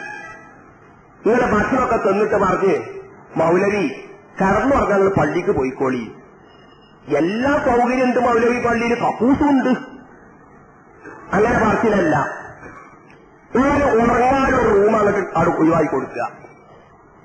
ഇവിടെ തന്നെ പറഞ്ഞിക്കോളി മൗലവി എന്നറിയാം. അത് വലിയ അനുഭവമാണ് നബി പറഞ്ഞ്. ഇങ്ങനെ വിരുന്നാല് വന്നാല് ഓരോ ആചരിക്കാൻ വിരുന്നാല് തിന്നാൻ കൊടുക്കണം എന്നല്ല നബി പറഞ്ഞത്.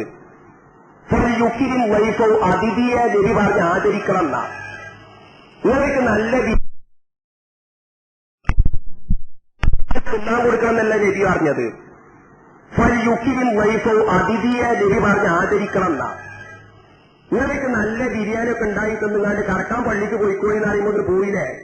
എനിക്ക് സംശയമായി, ഇവനൊക്കെ എന്റെ വിശ്വാസമല്ല, ഇവിടെ കെട്ടിക്കാൻ പോയ പെൺകുട്ടികളുണ്ട്, അതുപോലെ എന്നെ അവിശ്വാസമാണോ?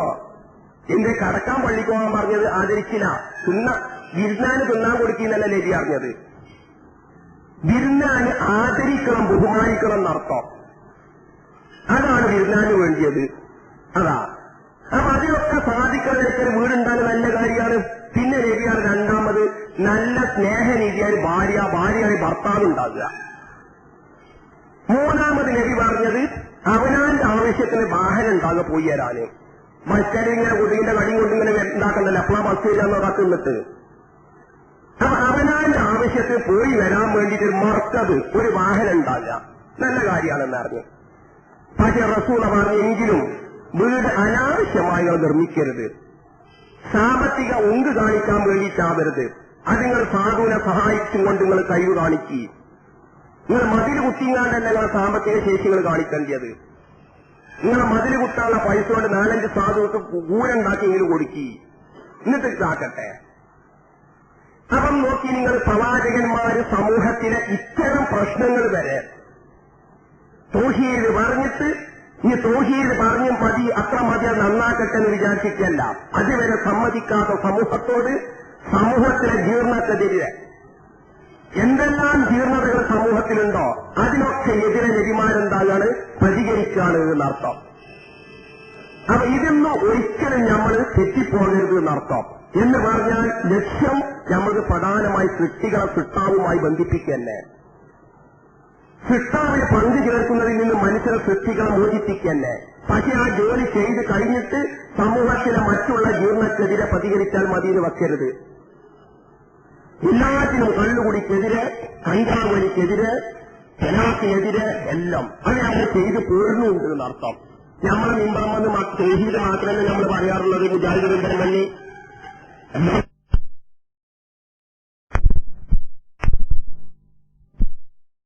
സമൂഹത്തിലെ മറ്റുള്ള ജീർണക്കെതിരെ പ്രതികരിച്ചാൽ മതി എന്ന് വെക്കരുത്. എല്ലാത്തിനും കള്ളുകുടിക്കെതിരെ, കഞ്ചാവലിക്കെതിരെ, തലാഖിനെതിരെ എല്ലാം അത് നമ്മൾ ചെയ്ത് പോരുന്നുണ്ട് എന്നർത്ഥം. നമ്മളെ മിമ്പം വന്ന് തൗഹീദ് മാത്രമല്ല നമ്മൾ പറയാറുള്ളത് മുജാഹിദ് മിമ്പം വന്ന് എല്ലാ വിഷയങ്ങളും പറയാറുണ്ടല്ലോ, പറയണം. അപ്പൊ ആ ശൈലി ഒരിക്കലും നമ്മൾ എന്ത് ചെയ്യരുത്, നിർജീവമാക്കരുത്. സമൂഹത്തിലുള്ള എല്ലാ ജീർണക്കെതിരെ നമ്മൾ കൽപ്പിച്ചാക്കണം. രണ്ടാമത് ഞാൻ പറഞ്ഞ നന്മ കൽപ്പിക്കാന്ന് പറഞ്ഞു. എല്ലാ നന്മ സമൂഹത്തോട് നമ്മൾ കൽപ്പിച്ചാൽ മാത്രം പോരാ. ഞാൻ ആദ്യം പറഞ്ഞല്ലോ, ഈ നന്മ കൽപ്പിക്കുക എന്ന് പറഞ്ഞ ഒരു നാക്കിലൂടെ മാത്രമല്ല, ജീവിതത്തിലൂടെയും കൂടിയാ. അതാ ഖുർആൻ മറ്റു സ്ഥലത്ത് പറഞ്ഞ് ഈ യഖൂല റസൂലു അലൈക്കും ഷഹീദൻ വതഖൂലു ശുഹദാ അലന്നാസി എന്ന് പറഞ്ഞു. നബിനെ നിങ്ങൾ പകർത്തുക, എന്നിട്ട് നിങ്ങൾ യഥാർത്ഥ സുന്നത്തിന്റെ ആളാകുക, യഥാർത്ഥ മുസ്ലിം ആകുക, എന്നിട്ട് ഇതര സമുദായത്തിന് നിങ്ങൾ മാതൃകയാവണം എന്ന് പറഞ്ഞു. അപ്പൊ അതും വലിയ മതപ്രബോധനം അതാണ്. ഇസ്ലാമിലേക്ക് ഇവിടെ കൂടിയ പല ആളുകൾ ഞാൻ സാധാരണ പറയുന്ന മാതിരി ഞാൻ ഇപ്പൊ കറുത്തിട്ട ഏതോ ഹരിജനം ഗിരിജനം മാറിയതായിരിക്കും ഞാന്, വെളുത്തോനോ നമ്പൂരിയോ നായരോ. കാരണം ഇവിടെ 10-12 മാലിക്കുന്തീനാറും കൂട്ടറന്നെ വന്നത് കേരളത്തില്. പിന്നെ എങ്ങനെ മനുഷ്യന്മാരൊക്കെ ഉണ്ടായത്? രാത്രി 2 മണിക്കൂർ വേലറിഞ്ഞിട്ട് ക്യാമ്പ് നടത്തിയിട്ട് നായന്മാരും നമ്പൂരിമാരൊക്കെ വിളിച്ചോണ്ടേ കുത്തിച്ചിട്ട് ക്യാമ്പില് അല്ല. എന്റെ ഇങ്ങളി മാതൃകാ ജീവിതം നമുക്കറിയോ? ഉത്തമമായ ജീവിതം അതോട് കാണുക, കണ്ടിട്ട് ഇങ്ങോട്ട് ഒഴിയ. ഉന്ദുസിലിന്റെയൊക്കെ ചരിത്രത്തിൽ കാണാത്തൊക്കെ ഒരു 10 മണിക്കൊക്കെ ഒരു അമുസ്ലിമിന്റെ വീട്ടുമേൽ മുത്ത് കളിക്കുക, മാലിക്കല് മുത്ത്. ഈ 4 നമ്പൂരി അഞ്ചനം വാതിലുറക്കുക. എന്താ നിങ്ങൾ ഈ സമയത്ത് വന്ന് വാതിലിൽ മുട്ടുന്നത്? ഈ മുസ്ലിം പറയുന്നെന്താ, ഞങ്ങൾക്ക് ചോറ് കഴിക്കാൻ ടൈമായിക്കണ് ഉണ്ണാനേ. പക്ഷെ ഞങ്ങൾ മുഹമ്മദ് നബി പറഞ്ഞത് ലൈസൽ മുഅ്മിനുല്ലദീ യശ്ബഉ വജാറുഹു ജാഇഹുന്ന. അയൽവാസി പട്ടിണി കിടക്കെ വയറ് നിറച്ച് തിന്നുന്നവൻ മുസ്ലിമല്ല എന്നാ. അപ്പം ഇസ്ലാം ആ മുസ്ലിമായ ഞങ്ങൾക്ക് വയറ് നിറച്ച് തിന്നണമെങ്കിൽ കറിക്ക് രുചി കൂടിയാ പോരാ, കൂട്ടാന് രുചി ഉണ്ടായാൽ പോരാ, നിങ്ങൾ ചോറ് കഴിച്ചിരുന്നു ഉറപ്പിക്കണം എന്ന് പറഞ്ഞു. ഇത്തരം സുന്ദരം അതാണോ ഒഴികെന്നിട്ട് ഇന്ന് എന്റെ ഇങ്ങനെ മാതൃകാ ജീവിതം കണ്ടിട്ട് ഒറ്റൊന്നിക്ക് വരുമോ? ബന്ധുക്കളോ? ഇസ്ലാമിലേക്കൊന്നും ബുദ്ധിജീവികൾ വരുന്നുണ്ട്. എന്തുകൊണ്ട്? ഇന്ന മൗലവിന്റെ മാതൃകാ ജീവിതം കണ്ടിട്ടെന്ന് അറിയുന്നില്ല, ഇന്ന ആചാര മാതൃകാ ജീവിതം കണ്ടിട്ടില്ല. ഏട്ടില് സുന്ദരമായ മതവര് കാണുക വരിക. മാധവിക്കുട്ടി വന്നല്ലോ, ഇന്ന് ആചാര ജീവിതം കണ്ടിട്ടെന്ന് അറിഞ്ഞോ?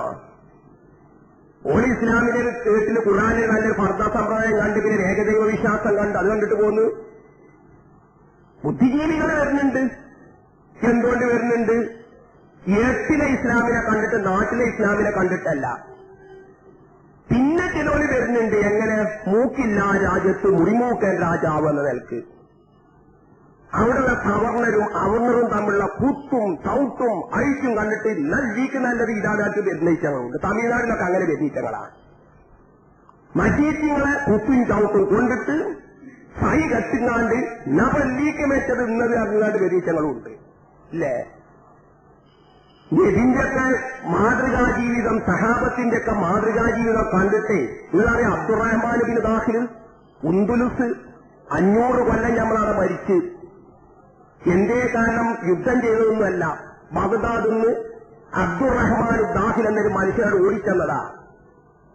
ഈ മനുഷ്യന്റെ ജീവിതം അങ്ങോട്ട് കണ്ടിട്ട് മറ്റുള്ളവരങ്ങോട്ട് അണിനേരുന്ന്. അങ്ങനെയാണ് സ്പെയിന് നമുക്ക് കിട്ടിയത്. വലിയ യുദ്ധമൊന്നും നടന്നിട്ടില്ല. ഒരൊറ്റ മനുഷ്യൻ ബഗ്ദാദിൽ നിന്ന് ഉമവിയാക്കളെ പേടിച്ചിട്ട് അബ്ബാസിയാക്കളെ പേടിച്ചിട്ട് കഴിച്ചിലായതാ.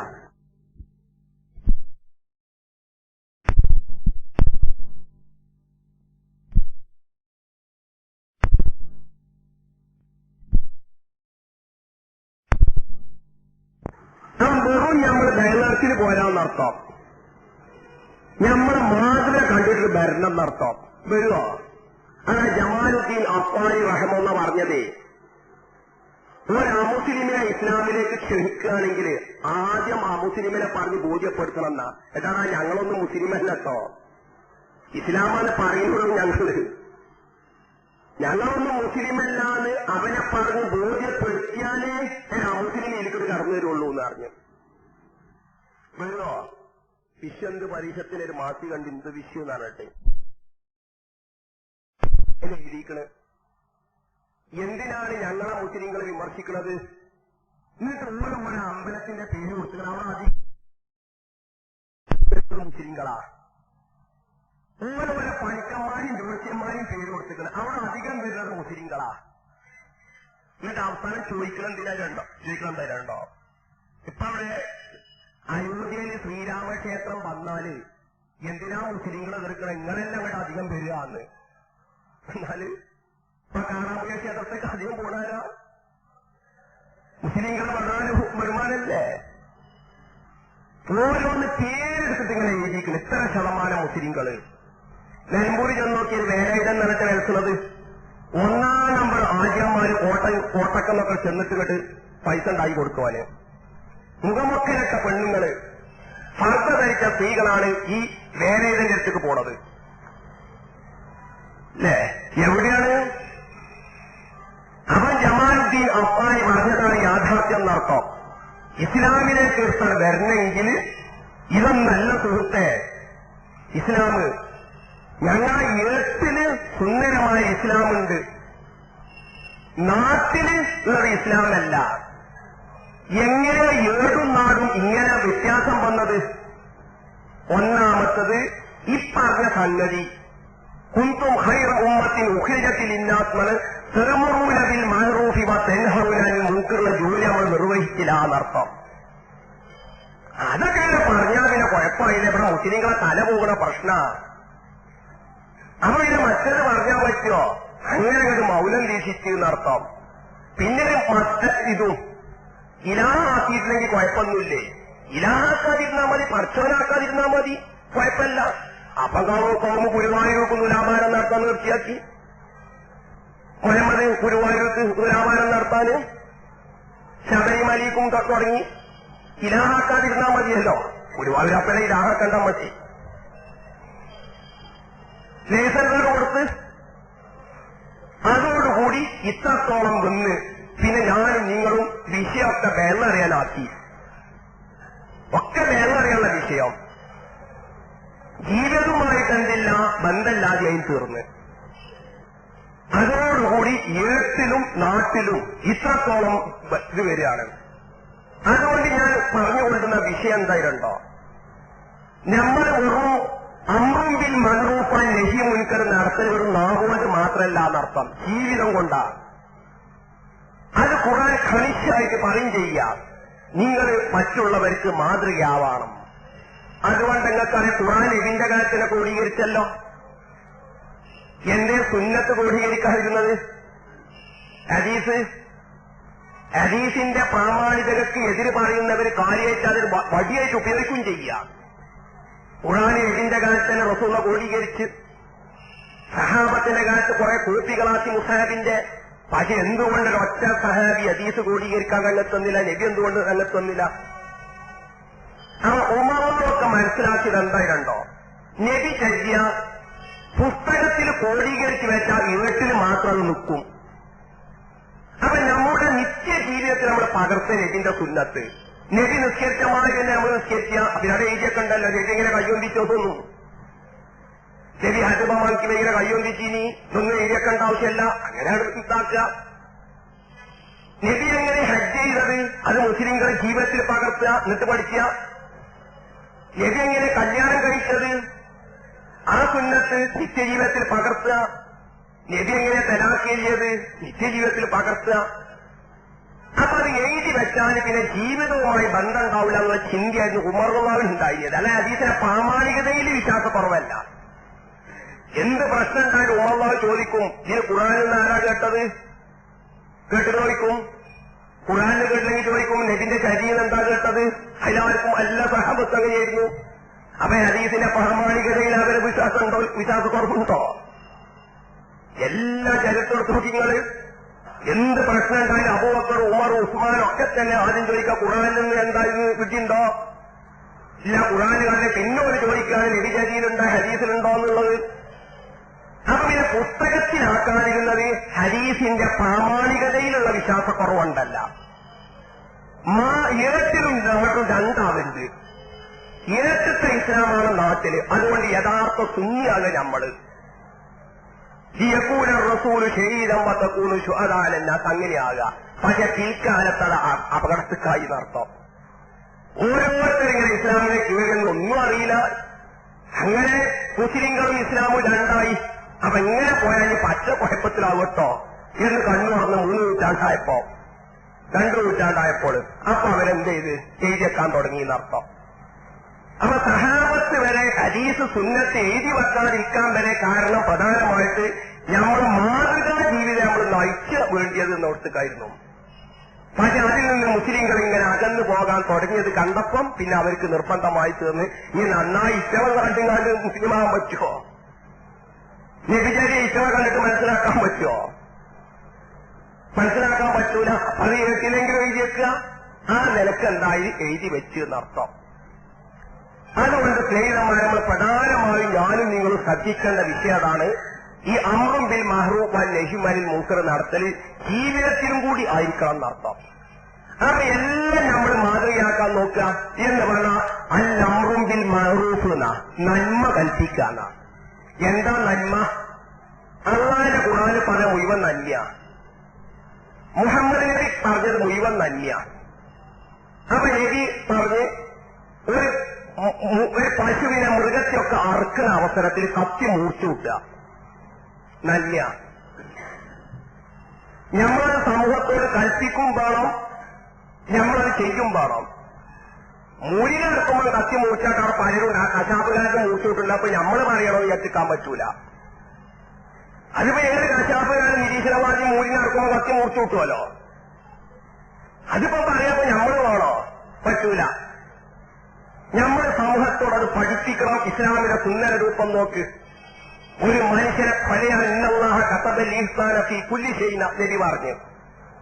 ഏത് വിഷയത്തിലും പഠിത്തം നന്മ കൽപ്പിച്ചിരിക്കണ്. അതുകൊണ്ട് ഫൈദാ കത്തത്ത് ഒരു മനുഷ്യനെ അറുക്കാണ് കൊല്ലുകയാണെങ്കിൽ വരെ മാന്യത പുലർത്തണം. കത്തി മൂർച്ച കൂട്ടണം. കാല് ബന്ധിപ്പിച്ചില്ലെങ്കിൽ 60 കഴിഞ്ഞ ഉടനെ തന്നെ വേർപ്പെടുത്തണം. ഒരിക്കലും മൃഗത്തെ കാലെ കത്തി മൂർച്ച കൂട്ടരുത്. ഒരു സഹാബി ആടിനെ കടത്തിയിട്ടാണ് പിന്നെ കത്തി മൂർച്ചുകൊണ്ടുണ്ട്. അപ്പൊ നബി ഇത് കണ്ടപ്പോൾ ചങ്ങായിക്ക് ആ ആടിനെ വീട്ടിന് മുമ്പ് കത്തി മൂർച്ച കൂട്ടിക്കൂടെ ഇനിയോ? അതിനെ നോക്കി ഇങ്ങനെ മൂർച്ച കൂട്ടണോ നബി? ഒരിക്കലും ഒരുത്തനെ ഒരു പൂരിനെ ആൾക്കാർ കൂടെ ചെവി പിടിച്ചിട്ടാ കൊണ്ടുവന്നത്. ചെവിക്കിനെ വലിച്ചിട്ട് കൊണ്ടുവരിക. നബി വളരെയധികം ശകാരിച്ച് ഞാൻ അനക്ക് കഴുത്തിലൊരു കയറിട്ടിട്ട് വലിച്ചാ പോരെ, നീ അർക്കാനാണ് കൊണ്ടുവരാന്ന് വിചാരിച്ചാൽ ചെവി പിടിച്ചു കാണിച്ച് വേദനിപ്പിക്കണോ? നോക്കിങ്ങള്. അപ്പൊ ചെറിയൊരു കാര്യം പക്ഷേ മഅറൂഫാണ്. അൽ അംറും ബിൽ മഅറൂഫ് എന്ന് പറഞ്ഞാൽ നന്മ കൽപ്പിക്കാന്ന് പറഞ്ഞാൽ മുഹമ്മദ് നബി എന്ത് നമ്മൾ പറഞ്ഞിട്ടുണ്ടോ ഒക്കെ മഅറൂഫാണ്. സമൂഹത്തോട് നമ്മൾ കൽപ്പിക്കണം. വലിയ മഅറൂഫ. അതുപോലെ തന്നെ ഇസ്ലാം പറഞ്ഞ് മുസ്ലിം ഉദ്ധരിച്ച ഹദീസ, നമ്മൾ മരിച്ചെന്ന് പടച്ചോനത്ത് ചൊല്ലുമ്പോഴേ അല്ലാഹു പറയാ മരിമുത്തു യബ്ന ആദം, ആദമിന്റെ മക്കളെ ഞാൻ രോഗിയായി, എന്നിട്ട് നിങ്ങളാരും എന്നെ സന്ദർശിച്ചില്ലല്ലോ എന്ന് പടച്ചോനെ ചോദിക്കണം കേട്ടോ. മുസ്ലിം ഉദ്ധരിച്ച ഹദീസ. വിഷയത്തിലെ ഗൗരവങ്ങൾ നോക്കണം.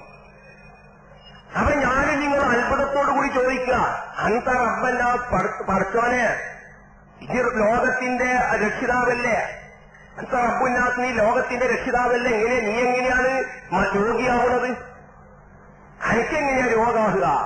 അപ്പൊ അള്ളാഹ് പറയുന്നത് എന്താ?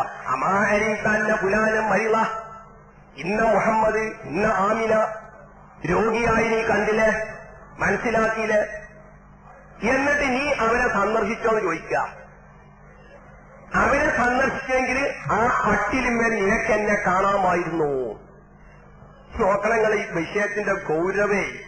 ഒരു മേമാകാത്ത് പനി പിടിച്ചാൽ അള്ളാഹ് പരീക്ഷമായി ഞാൻ പറയുന്നത്. ആ മുഹമ്മദിനെ നമ്മൾ സന്ദർശിക്കല് പറച്ചോനെ സന്ദർശിക്കല് ഫലാണ് എന്നാ. അപ്പൊ രോഗിക്ക് മരുന്നാങ്ങി കൊടുക്കലോ? സന്ദർശി പോരാൻ വലിയ വകുപ്പും മെച്ചടില്ലല്ലോ, പോയിട്ട് പോന്നാ മതി. അപ്പൊ നബി പറഞ്ഞു, രോഗിനെ നിങ്ങൾ സന്ദർശിച്ച് പോന്നാ പോരാ, ഫൽ യസ്അൽ ഹാജതഹു എന്ന് പറഞ്ഞു. ആ സന്ദർശിക്കുന്നവൻ രോഗിന്റെ ആവശ്യങ്ങളൊക്കെ ചോദിക്കട്ടെ എന്ന് പറഞ്ഞു. എന്താ, എവിടെയും പോയി നെയ്ച്ചുമ്പിൽ പോയി കിടക്കാൻ ആഗ്രഹമുണ്ടോ? ചിലപ്പോൾ സുഹൃത്തുക്കളെ ഡോക്ടർ എഴുതി കൊടുത്ത മരുന്നിന്റെ ചീട്ടേ തലയണന്റെ അടിയിൽ വെച്ചിട്ട് കിടക്കുകയായിരിക്കും. കെട്ടിക്കാൻ പ്രായമുള്ള പെൺകുട്ടികള് അതിന്റെ എന്ത് ചെയ്യും? പഠിച്ചോനെ, എന്റെ പാനെ ആ PVS മറ്റോടത്തൊക്കെ ഒന്നുകൊണ്ടേ കിടത്തിക്കണമെങ്കിൽ രക്ഷപ്പെട്ടിന്ന് വിചാരിക്കുക. മരിച്ചെന്ന് വരും. എന്നും ദുഃഖമുണ്ടായില്ല സുഹൃത്തുക്കളെ. പാനവിടെ എത്തിക്കാൻ സാധ്യത. ചിലപ്പോ ആഗ്രഹം പറഞ്ഞെന്ന് വരും. എന്റെ വാപ്പ അലവി മോനെ വരെ എനിക്ക് പറഞ്ഞു കൊടുക്കുമ്പോൾ അന്നിപ്പോ അവിടെ പറയുന്നില്ല. പക്ഷെ എന്ത് ഞങ്ങൾക്ക് അന്ന് സാമ്പത്തിക ശേഷിയില്ല. അപ്പൊ അതൊക്കെ നമ്മുടെ മനസ്സിൽ വല്ലാതെ വേദനിക്കുന്ന അർത്ഥം. അപ്പൊ നമ്മളൊക്കെ ഒരു രംഗത്തിറങ്ങിങ്ങാണ്ട് എവിടേക്കാ പോകേണ്ടത്, എവിടെയാ കിടക്കാൻ ആഗ്രഹം, മൈസൂർ പോണോ, എവിടെയാ പോകേണ്ടത്, ആഗ്രഹം എന്താ പറയാ ചെയ്തു കൊടുക്കുക. എത്ര വലിയ പുണ്യകർമ്മ. പഴയ നമ്മളത് ശ്രദ്ധിച്ചോ? നീ നേപ്പാൾ ഹിമാലയം പല ഭാഗത്ത് മുസ്ലിങ്ങളുടെ ക്രൈസ്തവരിലേക്ക് ഒഴുകുക എന്നൊക്കറിയോ? എന്തേ കാരണം? ഓരോ സ്ത്രീകത്വത്തിന്റെ മഹത്വം കണ്ടിട്ടല്ല. മുസ്ലിങ്ങൾ ഇപ്പൊ ക്രിസ്തുവായിട്ട് പോയിട്ടുള്ളത് ഇതുവരെ അർജനം ക്രിസ്ത്യനായി കൊന്നിട്ടിക്കണ്. ഇപ്പൊ മുസ്ലിങ്ങളെ ഒഴിക്കണത് എന്തുകൊണ്ട്? മുസ്ലിം പണ്ഡിതന്മാരെ സംവാദത്തിൽ ക്ഷണിച്ചിട്ട് ഞങ്ങളെ ക്രൈസ്തവരുടെ സിദ്ധാന്താണ് ഏറ്റവും നല്ലതെന്ന് തെളിയിക്കാൻ സാധിച്ചുകൊണ്ടാണോ? അല്ല. സ്ത്രീയേകത്വത്തിന്റെ മഹത്വം ഒരു മുസൽമാനെ പഠിപ്പിക്കാൻ സാധിക്കണം. അല്ല, പട്ടിണി കിടക്കുന്ന മുസൽമാൻ ഇവര് ചെന്നിട്ട് സഹായിക്കുക, അങ്ങോട്ട് പോവുക, നമ്മൾ അങ്ങനെ വെക്കുക. അതൊക്കെ ചെയ്യാൻ ആളുണ്ട്, രോഗികളെ ചികിത്സിക്കാനും. നമുക്ക് മാറെ തന്നെയല്ലേ. മതത്തുനിന്ന് ഇസ്ലാമിന് വരെ ഒഴുകുന്നുണ്ട് എന്നർത്ഥം. പക്ഷെ എന്ത് നമ്മൾ ചെയ്യുകയാണെങ്കിലും ഉള്ളില് ക്രൈസ്തവർക്ക് എന്ത് ചെയ്യാനും ഉള്ളിലെന്താ ഓരോ മതം പ്രചരിപ്പിക്കല. ഞാൻ കഴിഞ്ഞ ക്ലാസ്സിൽ പറഞ്ഞില്ലേ, എന്ത് ചെയ്യുകയാണെങ്കിലും ഒരുപോലെ ആദർശം പ്രചരിപ്പിക്കലാണ്. ഒരു രോഗിനെ ചികിത്സിക്കുന്നുണ്ടെങ്കിലും നമ്മളെ മുസ്ലിങ്ങളെ ആരോഗ്യവാന്മാരാക്കാനല്ല, വെറുതെ ഐക്കട് കൊണ്ടുവരണം. അതുപോലെയായിരിക്കണം നമ്മളും. എല്ലാത്തിനും പ്രവേശിക്കണം. പക്ഷേ മർമ്മ പ്രധാന ഉദ്ദേശം മനുഷ്യനെ ഈ ശിർക്കിന് മോചിപ്പിക്കല്, ഏകദൈവത്തിൽ കൊണ്ടുവരണാവണം. അപ്പൊ നമ്മൾ മരുന്ന് കൊടുക്കുമ്പോഴും ചോദിക്കുക, ബദിരിങ്ങളെ വിളിച്ചതുണ്ടോ? ഉണ്ട്, എന്നാ നിർത്തം കേട്ടോ. ഈ മരുന്നോണ്ട് മാത്രം മാറൂല, ഞങ്ങളെ മരുന്നുകൊണ്ട് പഠിച്ചവരെ വീട്ടിൽ തേടി. അത് ഈ സേവനമൊക്കെ ചെയ്യുന്ന അവസരത്തിലും നമ്മളെന്താ ഉള്ളു കൂടെ തിരികാൻ നോക്കണം എന്നർത്ഥം.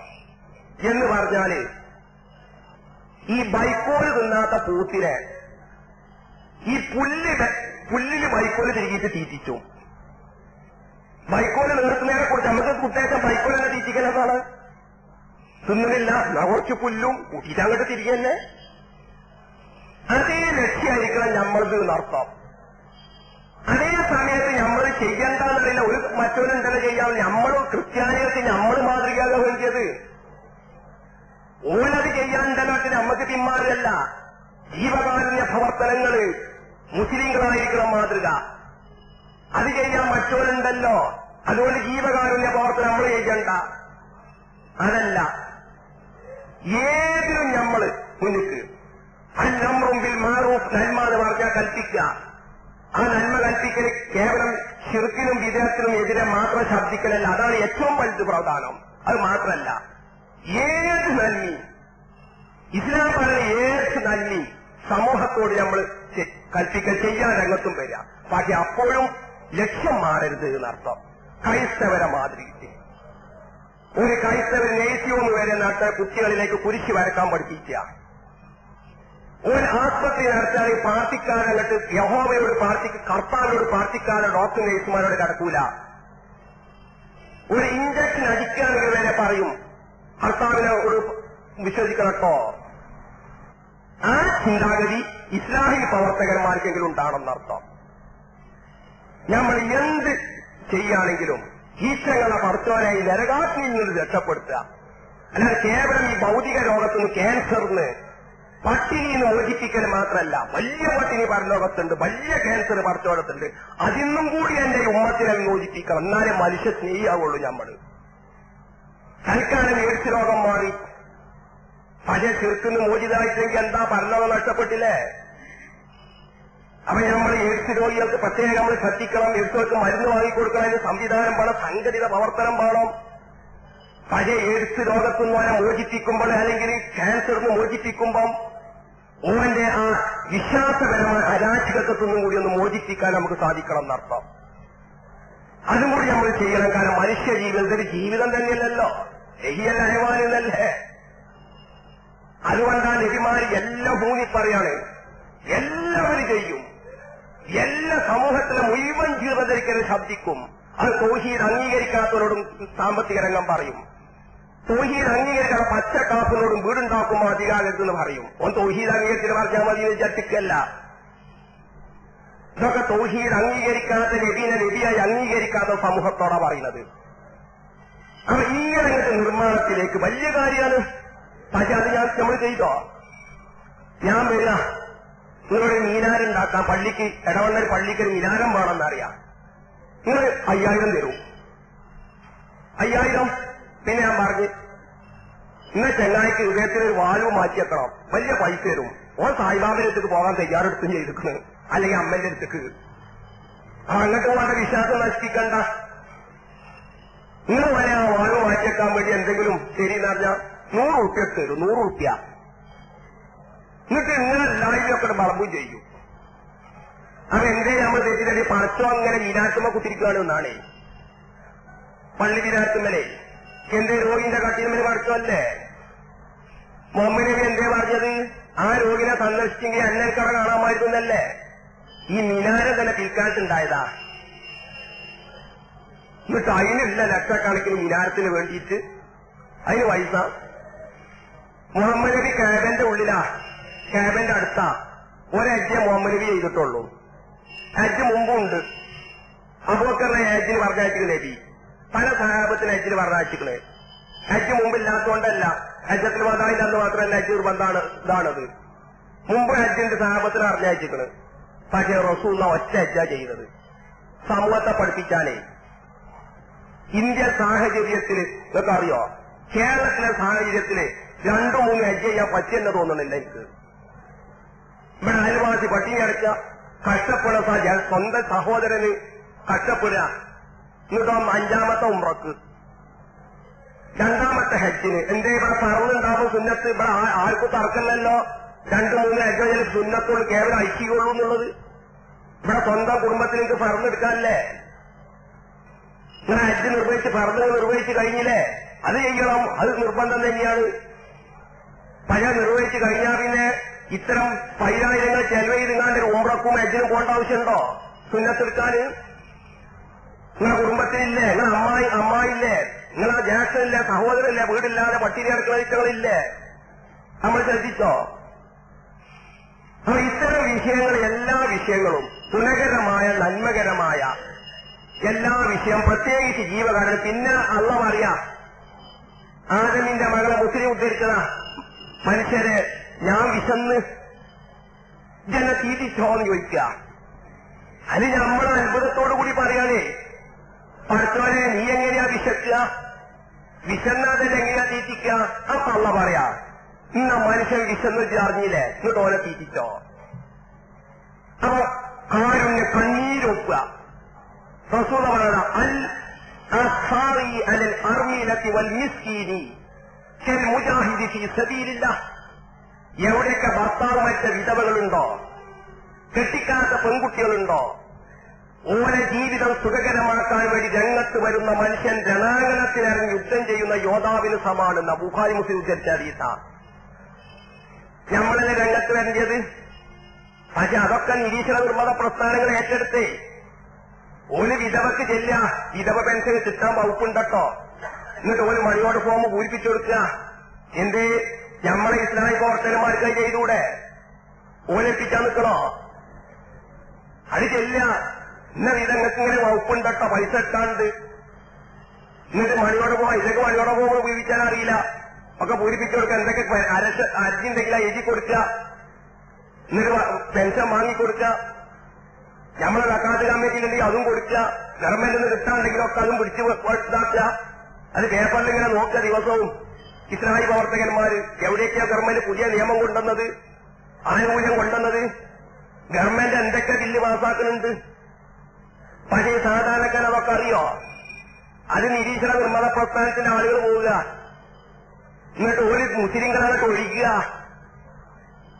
പണ്ട് കാലത്ത് ഇസ്ലാമിന്റെ പാർട്ടി ഭരിച്ചിരുന്ന പല പ്രദേശങ്ങളും ഇന്ന് ഭൗതിക നിരീക്ഷണവാദിന്റെ കയ്യിൽ വരാനുള്ള കാരണം എന്തേ? നമ്മളിങ്ങനെ നടന്നൊരു കൂട്ടരായിട്ട് ഇതൊന്നും ഞമ്മക്ക് ചിന്തിക്കണ്ട. അതിന് മറ്റവരുണ്ടല്ലോ, ഒരു നല്ലോണം ചാമ്പി ആളുകളുടെ മനസ്സ് മാറ്റിച്ച്. ഇന്ന് ഏത് മതത്തിൽ നോക്കി മുസ്ലിങ്ങളുടെ കയ്യില് ഇസ്ലാമ പറയുന്ന പാർട്ടിന്റെ കയ്യിലൊക്കെ ഉള്ള പല കോർപ്പറേഷനുകൾ പലതും നഷ്ടപ്പെടാനുള്ള പ്രധാന കാരണം എന്തേ? നബിമാന കാലത്ത് ഈ ദരിദ്രന്മാരും തൊഴിലാളികളും ഒക്കെ നബിന്റെ പിന്നാലെയായിരുന്നു. ഇന്ന് നേരെ എതിര് വന്നെന്തേ? നമ്മൾ ഇസ്ലാമത്തിനെ ശരിക്കും മനസ്സിലാക്കാത്തോണ്ടെന്നർത്ഥം. അതുകൊണ്ട് റസൂല പറയാ, വിധവകള്, വിവാഹമോചിതകള്, ഇവരുടെ കാര്യത്തിലൊക്കെ ജീവിതം സുഖകരമാക്കാൻ വേണ്ടി രംഗത്ത് വരുന്നോലെ നമ്മള് മാളം കൂട്ടും. ചെലാക്കിന്റെ പൈസയും കൊടുക്കണ്ട, ഗവൺമെന്റിന് കൊണ്ടുവന്ന ചെലാക്കിന്റെ പെണ്ണുങ്ങൾക്ക് കൊടുക്കാനേ. ഇത് പുഞ്ചിരി മതി, മത്താഴുന്നാണ് ഒരു പുഞ്ചിരി. ഇങ്ങനെ ഭൗതിക ഗവൺമെന്റ് ഇഷ്ടങ്ങളുടെ ജീവിതത്തിലേക്ക് എന്തെങ്കിലും കൊണ്ടുവരികയാണെങ്കിൽ അതിനുവരെ പാരവെക്കാൻ നമ്മൾ ശ്രമിക്കുള്ളൂ. എത്ര ഗൗരവത്തിലാ പിന്നെ സാധുക്കള് ദരിദ്രന്മാര്. ആ ദരിദ്രന്മാരെ ജീവിതം സുഖകരമാക്കാൻ വേണ്ടി രംഗത്ത് വരുന്നവര് യുദ്ധയോദ്ധാവാണെന്ന് റസൂല പറഞ്ഞത്. അതിനൊക്കെ നമ്മൾ രംഗത്തിറങ്ങണോ? ഇറങ്ങിയോക്കിങ്ങള് ഇത്തരം സുന്ദരമാരും അതേ ഏത് സാമ്പത്തിക രംഗം വെല്ലുവിളിക്കാൻ തയ്യാറാ? ഞാൻ തയ്യാറാ. ഇസ്ലാമിക സാമ്പത്തിക രംഗത്തെ സാമ്പത്തിക മെച്ചത്വം എല്ലാവരും ഇവിടെ ഏത് പ്രസ്ഥാനത്തിന്റെ കയ്യിലാണ് ഇവിടെ സിദ്ധാന്തങ്ങളുള്ളത്? മൂലധനം വെച്ചോളി, ഖുർആനും പക്ക നമുക്ക് അർപ്പിച്ചു നോക്കാം. ഏതെടുത്ത് നോക്കി. എന്നിട്ടും എന്തെങ്ങനെ വന്നത്? നമ്മൾ വെറും ഇത് മാത്രം മറ്റൊന്ന് നമ്മൾ ചിന്തിക്കേണ്ടെന്ന് വെച്ച് എല്ലാവരും രംഗത്തിറങ്ങുക, കണ്ണീരൊപ്പാൻ രംഗത്തിറങ്ങുക, എല്ലാ രംഗത്തും രംഗത്തിറങ്ങാൻ നബി പറയാ. ഓർ യുദ്ധത്തിലിറങ്ങി യോദ്ധാവിന്റെ സ്ഥാനത്താണ് എന്ന് അറിഞ്ഞു. എത്ര വലിയ പ്രാധാന്യം നബി കൽപ്പിച്ച് ഈ കാര്യങ്ങൾക്ക്. ഇങ്ങനത്തെ മുഴുവൻ പ്രവർത്തനങ്ങൾ എവിടെ കണ്ടോ? അവിടെ ഇന്ന പ്രശ്നം മുസ്ലിങ്ങള് ഒരു ബസ് മാർഗി കൊണ്ടെത്തി ആസ്പത്രി കൊണ്ടെത്തിക്കാം മുസ്ലിങ്ങള്. പല രംഗത്ത് പ്രവർത്തിക്കത്ര ഫീൽഡ് ഉണ്ട് കാര്യങ്ങള് ഞമ്മളൊക്കെ വിട്ടില്ലേ? ഒരു ബസ് സ്റ്റാൻഡിലും ഇതൊക്കെ ചെന്ന് നോക്കിങ്ങള്. എനിക്കറിയാം, എനിക്ക് തന്നെ ഒരു അനുഭവം ഞങ്ങളോട് പറയാം. ഞാൻ ഒരിക്കലും സ്ഥലത്തേക്ക് പോകാൻ തിരുവനന്തപുരത്താകണം, മംഗളാപുരത്ത് ഓർമ്മല്ല. അപ്പം റിസർവേഷൻ ചെയ്യണം. എനിക്ക് വണ്ടിയായിട്ട് വലിയ ബന്ധമൊന്നുമില്ല. റിസർവേഷൻ ചെയ്യണം. അപ്പൊ ഞാൻ റിസർവേഷൻ ചെയ്യുന്നതാണ്. അപ്പം റിസർവേഷൻ ചെയ്യാൻ മോളിയാണെന്ന് അറിഞ്ഞു. അവിടെ അപ്പുറത്ത് വേറെ ഇതുണ്ട് എന്നാണ്. ചെന്ന് നോക്കുമ്പോൾ ഫോം വാങ്ങണം, വണ്ടിയുടെ നമ്പർ എഴുതണം. ഇച്ചാണെങ്കിൽ കണ്ണാടി എടുത്തിട്ടില്ല. ഞാൻ അങ്ങനെ ബുദ്ധിമുട്ടുമ്പോഴാ ഒരു പെൺകുട്ടി എന്തൊക്കെ ഒരു പെൺകുട്ടിന്റെ ഓളാപ്പോ എന്റെ ബുദ്ധിമുട്ട് കണ്ടിക്കാണ്ട് വാങ്ങി പൂരിപ്പിച്ചെന്ന് ഇന്നും ആ പെൺകുട്ടിന്റെ മനസ്സിന് പോയിട്ടില്ല. ഓളെ സേവനം എന്താ? അവിടെ ഞമ്മക്ക് ഓരോ ISMമാർക്ക് MSMകാർക്ക് കേരളമാരും ഒക്കെ പോയി കുത്തിരിക്കൂടെ? അവിടെ ഒരുത്തനെങ്കിലും ബോർഡ് വെച്ചോളിങ്ങൾ ഇങ്ങനെ പൂരിപ്പിച്ചു കൊടുക്കുക. ബസ് സ്റ്റാൻഡ് വണ്ടിയിൽ കൊടുത്തുണ്ടാവും. അവിടെ പ്രവർത്തകൻ കാത്തിരിക്കുക, വണ്ടി തിരക്കൊക്കെ ഇറക്കാൻ സഹായിച്ചു കൊടുക്കുക. എത്ര മാറ്റങ്ങൾ ഉണ്ടാവും എന്നറിയങ്ങള്. എത്ര വലിയ നമ്മളെ കഠിന ശത്രുക്കൾ വരെ നിങ്ങൾ പറയുന്ന മാതിരിയൊന്നുമല്ല കേട്ടോ. എനിക്ക് വലിയൊരു പ്രശ്നം ഉണ്ടായിട്ട് മൂപ്പര എന്നെ സഹായിച്ചത് അറിയില്ലേ? ഇതൊക്കെ അറിയാവുന്ന നബിമാർക്കേ അള്ളാഹ്ക്കറിയാം. അതുകൊണ്ട് ഇത്തരം പ്രവർത്തനങ്ങൾ, സാമൂഹ്യമായ പ്രവർത്തനങ്ങൾക്ക് വലിയ പ്രാമുഖ്യം നൽകിയത്. ഫവൈലുൽ മുസല്ലീൻ, നിസ്കരിക്കുന്ന മനുഷ്യന്മാർക്ക് നാശം എന്ന് പറഞ്ഞിട്ട് പിന്നുള്ള പറഞ്ഞെന്താ, വയംനഊനൽ മഊന, പരോപകാരം അവർ ചെയ്യൂല എന്നാണ്. നിസ്കാരമുണ്ട്, പരോപകാരം ചെയ്യൂല. ആ പരോപകാരത്തിന് എത്ര വലിയ പ്രാധാന്യം നബി പറഞ്ഞ്, ലാ യസാലു നാസ്, അല്ലാഹ് നമ്മളെ സഹായിച്ചും കൊണ്ടിരിക്കും നമ്മൾ മറ്റോനെ സഹായിക്കുന്ന സമയം വരെ. നമ്മളെ സഹായിക്കാൻ മറ്റോനെ സഹായിക്കുന്നവരെ അവർ അപകടത്തിൽ റോട്ടിൽ വണ്ടി കുടുങ്ങി നമ്മളവനെ താങ്ങിപ്പിടിച്ച് ആസ്പത്രി കൊണ്ട് ഒരു മണിക്കൂർ വൃത്തിയായി വിചാരിക്കണ്ട. ആ ഒരു മണിക്കൂർ സമയം പഠിച്ചോ നമ്മളെ സഹായിക്കുകയാണെന്നാണ്. അല്ലെ മഴയോടെ പോകുമ്പോ പോസ്റ്റ് ഓഫീസ് നോക്കി നിങ്ങൾ എത്ര മനുഷ്യന്മാരെ മഴയോടെ പോകാൻ പൂരിപ്പിക്കാൻ വരെ സാധിക്കാതെ ബുദ്ധിമുട്ടിക്കുന്നത്. അപ്പൊ നമ്മളെ പ്രവർത്തകന് അത് നന്നാളി ഞാൻ പൂരിപ്പിച്ചു തരാം. അങ്ങനെ ആ സമയം നമ്മൾ പൂരിപ്പിച്ചു കൊടുക്കാൻ അള്ള നമ്മളെ സഹായിക്കാൻ നിസ്കരിക്കുന്ന സമയം മാത്രമല്ല ഇബാദത്ത്. റസൂല പറയുന്നത് നിങ്ങൾ മറ്റോനെ പരോപകാരത്തിന് വേണ്ടി ചെലവ് ചെയ്യുന്ന ടൈമുണ്ടല്ലോ, അത് പാഴായി എന്ന് വിചാരിച്ചിട്ടുണ്ടെങ്കിൽ പടച്ചോൻ ആ സമയം നിങ്ങളെ സഹായിച്ചുകൊണ്ടിരിക്കുകയാണ്. അപ്പൊ നമ്മളൊരു പ്രവർത്തകൻ ടിവിയും കണ്ടിങ്ങനെ കുത്തിരിക്കണോ? ഇത് ടിവിയും വെച്ച് കണ്ട് ടൈമില്ല അതിന്റെ ഉള്ളിൽ മുന്നിൽ കുത്തിരിക്കാറ്.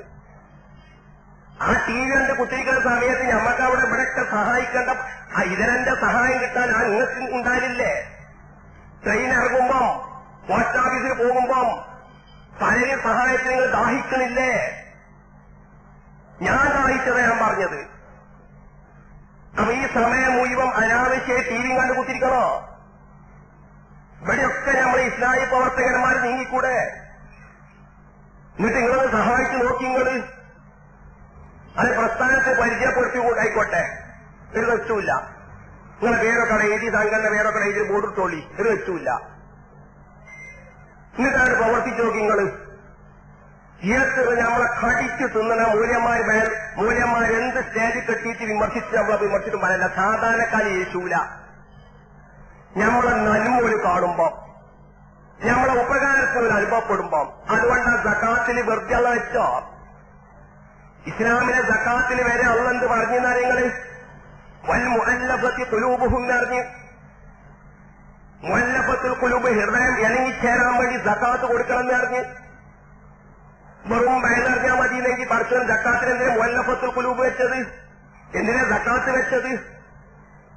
അഖീമുസ്സലാത്ത വആത്തുസ് സക്കാത്ത, നിരീശ്വര നിർമ്മത പ്രസ്ഥാനം പറയുന്നത് ഈ മതപണ്ഡിതന്മാരുടെ കയ്യിൽ മരണശേഷമുള്ള ജീവിതത്തിലേക്കുള്ള പദ്ധതിയല്ലാതെ മജ്ജയും മാംസവുമുള്ള ജീവിക്കുന്ന മനുഷ്യന്റെ ജീവിതത്തിന് പ്രശ്നത്തിന് എന്തെങ്കിലും പരിഹാരം പറയാനുണ്ടോ?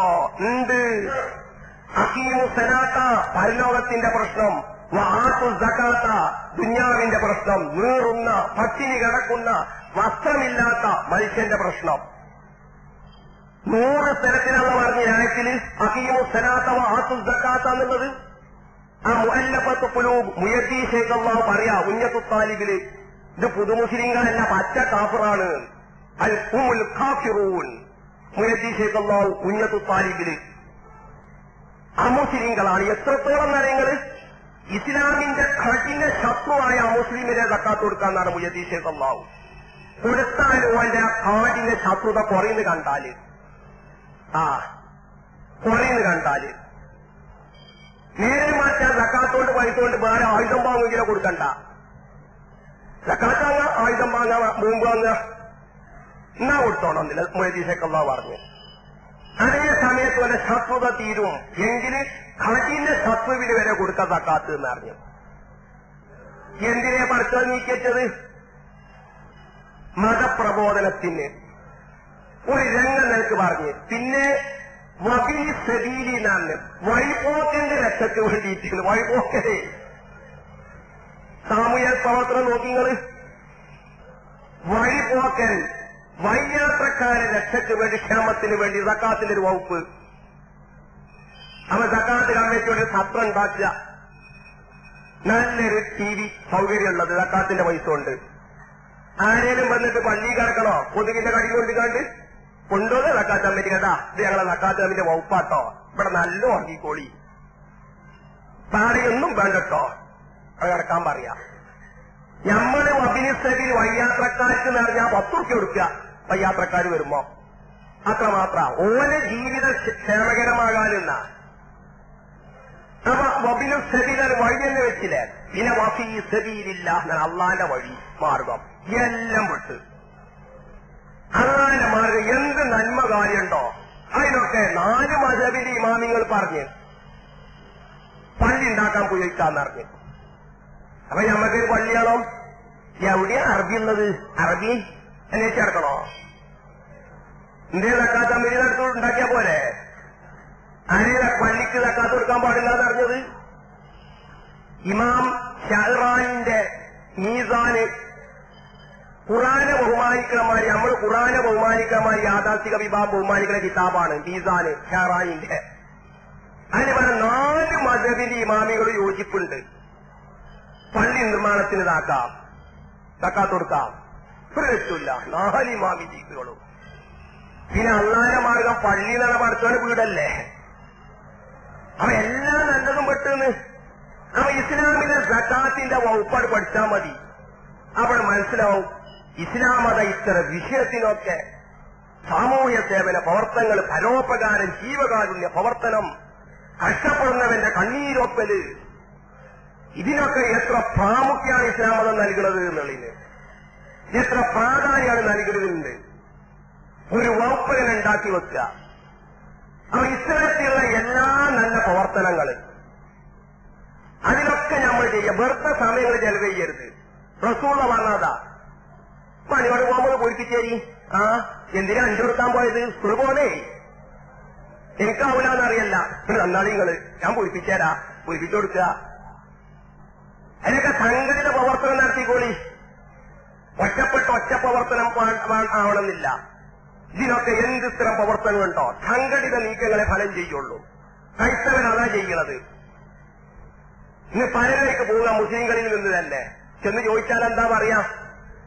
പട്ടിണി കിടക്കുന്നു ഞാന്, എന്നെ പഠിപ്പിച്ച് ഈ സന്ദർഭത്തിൽ ഇതിലെത്തിയത് അവരാ, അതുകൊണ്ട് നിങ്ങൾ ഇത് വേളറിയാൻ വരണ്ടെന്ന് എന്നോട് പറഞ്ഞു. ഞാൻ പട്ടിണി കിടക്കുമ്പോൾ നിങ്ങൾ ശ്രദ്ധിക്കാൻ കഴിയോ? ഇന്നെ പഠിപ്പിച്ച് ഈ ലക്ഷ്യസ്ഥാനത്ത് എത്തിച്ചത് ഇവരാ. നമ്മൾ ഏറി മാറ്റി അതൊന്ന് മുറിച്ചു കൊടുക്കും പൊന്നായി കൊണ്ടേക്ക്. സർട്ടിഫിക്കറ്റുകൾ കണ്ടിക്കടാ. എന്നിട്ട് ഈറ്റകൾ ഇസ്ലാമിലേക്ക് ബാൻഡിലേക്ക് പോകുന്ന ഈറ്റക്ക് കഷ്ടപ്പെട്ടിട്ട് നമ്മൾ ആകെ ചെയ്യുന്നതാണ് 6 മാസത്തെ ഖുറാഫാത്തും പഠിപ്പിച്ചു കൊടുക്കും. മറ്റവന്റെ MBBS, ഡോക്ടർ, എഞ്ചിനീയറിംഗ് ഇതാണ് പഠിപ്പിച്ചിട്ട് വരിക. ഇന്നൊരു സമൂഹത്തേക്ക് മാന്യമായിട്ട് ജീവിക്കാൻ വിടുക. ഉദ്യോഗസ്ഥന്മാരൊക്കെ ഇതാക്കിയിട്ട് നമുക്കത് ചെയ്തുകൂടെ? സംവിധാനം ഉണ്ടാക്കിക്കൂടെ? എത്ര ആളുകളുണ്ട് ഇതിലൂടെ വരാൻ കാത്തിക്കുന്നത്? പക്ഷെ ഇങ്ങനത്തെ പ്രശ്നങ്ങളൊക്കെ കാരണം അതൊക്കെയാ ബുഹാരി മുസ്ലിമിൽ കാണാം. അനസുള്ള പറയാം, ഞങ്ങൾ പലരും ഇസ്ലാമിലേക്ക് വന്ന ഇസ്ലാമിനെ പഠിച്ചിട്ടൊന്നുമല്ല, തൗഹീദ് വേദം കേട്ടിട്ടും സുന്നത്ത് കേട്ടിട്ടൊന്നുമല്ല, പൈസ വിചാരിച്ചിട്ട് ഞങ്ങൾ പലരും വന്നിക്കണ്. മുസ്ലിം ഉദ്ധരിച്ച ഹദീസ. പിന്നെ ഞങ്ങൾ ഇസ്ലാമിനെ പഠിക്കും വന്ന ശേഷം, അപ്പോൾ പിന്നെ ജീവനെക്കാളും വലിയത് ഇസ്ലാമാകും. ഒരിക്കൽ മുഹമ്മദ് നബി ബുഖാരി മുസ്ലിം ഉദ്ധരിച്ചതാ, ഒരു യുദ്ധത്തിന് കുറെ സ്വത്ത് കിട്ടി. വിഗ്രഹാരാധകന്മാർക്ക് മുശ്രിക്കന്മാർക്ക് 100 ഒട്ടകമൊക്കെ ഓരോരുത്തർക്ക് കൊടുത്ത്. ഒരുത്തര് 100 ഒട്ടകം, വലിയ സംഖ്യ. അൻസാരികൾ നബിന്റെ അടുത്ത് വന്നിട്ട് വാളൂരി കാണിച്ചു കൊടുത്ത് ബുഖാരി മുസ്ലിം ഉദ്ധരിച്ച ഹദീസ. നിങ്ങൾ നബിയെ, നിങ്ങൾ കൊടുത്ത മുശ്രിക്കന്മാര് രക്തതായി വാളുമ്മല്, എന്നിട്ട് ഞങ്ങൾക്ക് എന്തുകൊണ്ട് നിങ്ങൾ തന്നില്ല? അപ്പൊ നബി പറഞ്ഞ്, ഞാൻ ചില ആൾക്ക് വലിയ സംഖ്യ കൊടുക്കും സാമ്പത്തിക സഹായിക്കുന്നതിന്, ഓലെ നരകത്തുനിന്ന് മോചിപ്പിക്കാനാ. നിങ്ങൾ നരകത്തുനിന്ന് മോചിച്ചവരല്ലേ? അപ്പൊ ഞാൻ ആർക്കെങ്കിലും കൊടുക്ക് വലിയ സംഖ്യ കൊടുക്കുമ്പോ നിങ്ങൾ അപമാനിച്ച് ഓലെ ബഹുമാനിച്ചുകൊണ്ടാന്ന് വിചാരിക്കരുത്. അപ്പൊ ഈ മതപ്രബോധനത്തിന് ഈ രംഗം ഉപയോഗിച്ചോ? സാമ്പത്തികമായിട്ട് നന്നായിട്ട് ഭീമമായ സഹായം ചെയ്യല്, വലിയ സംഖ്യ കൊടുക്കുകയാണ്. അൻസാരികൾ സങ്കടപ്പെടുകയാണ്, വാളൂരിച്ച് കാണിച്ചു കൊടുക്കുക.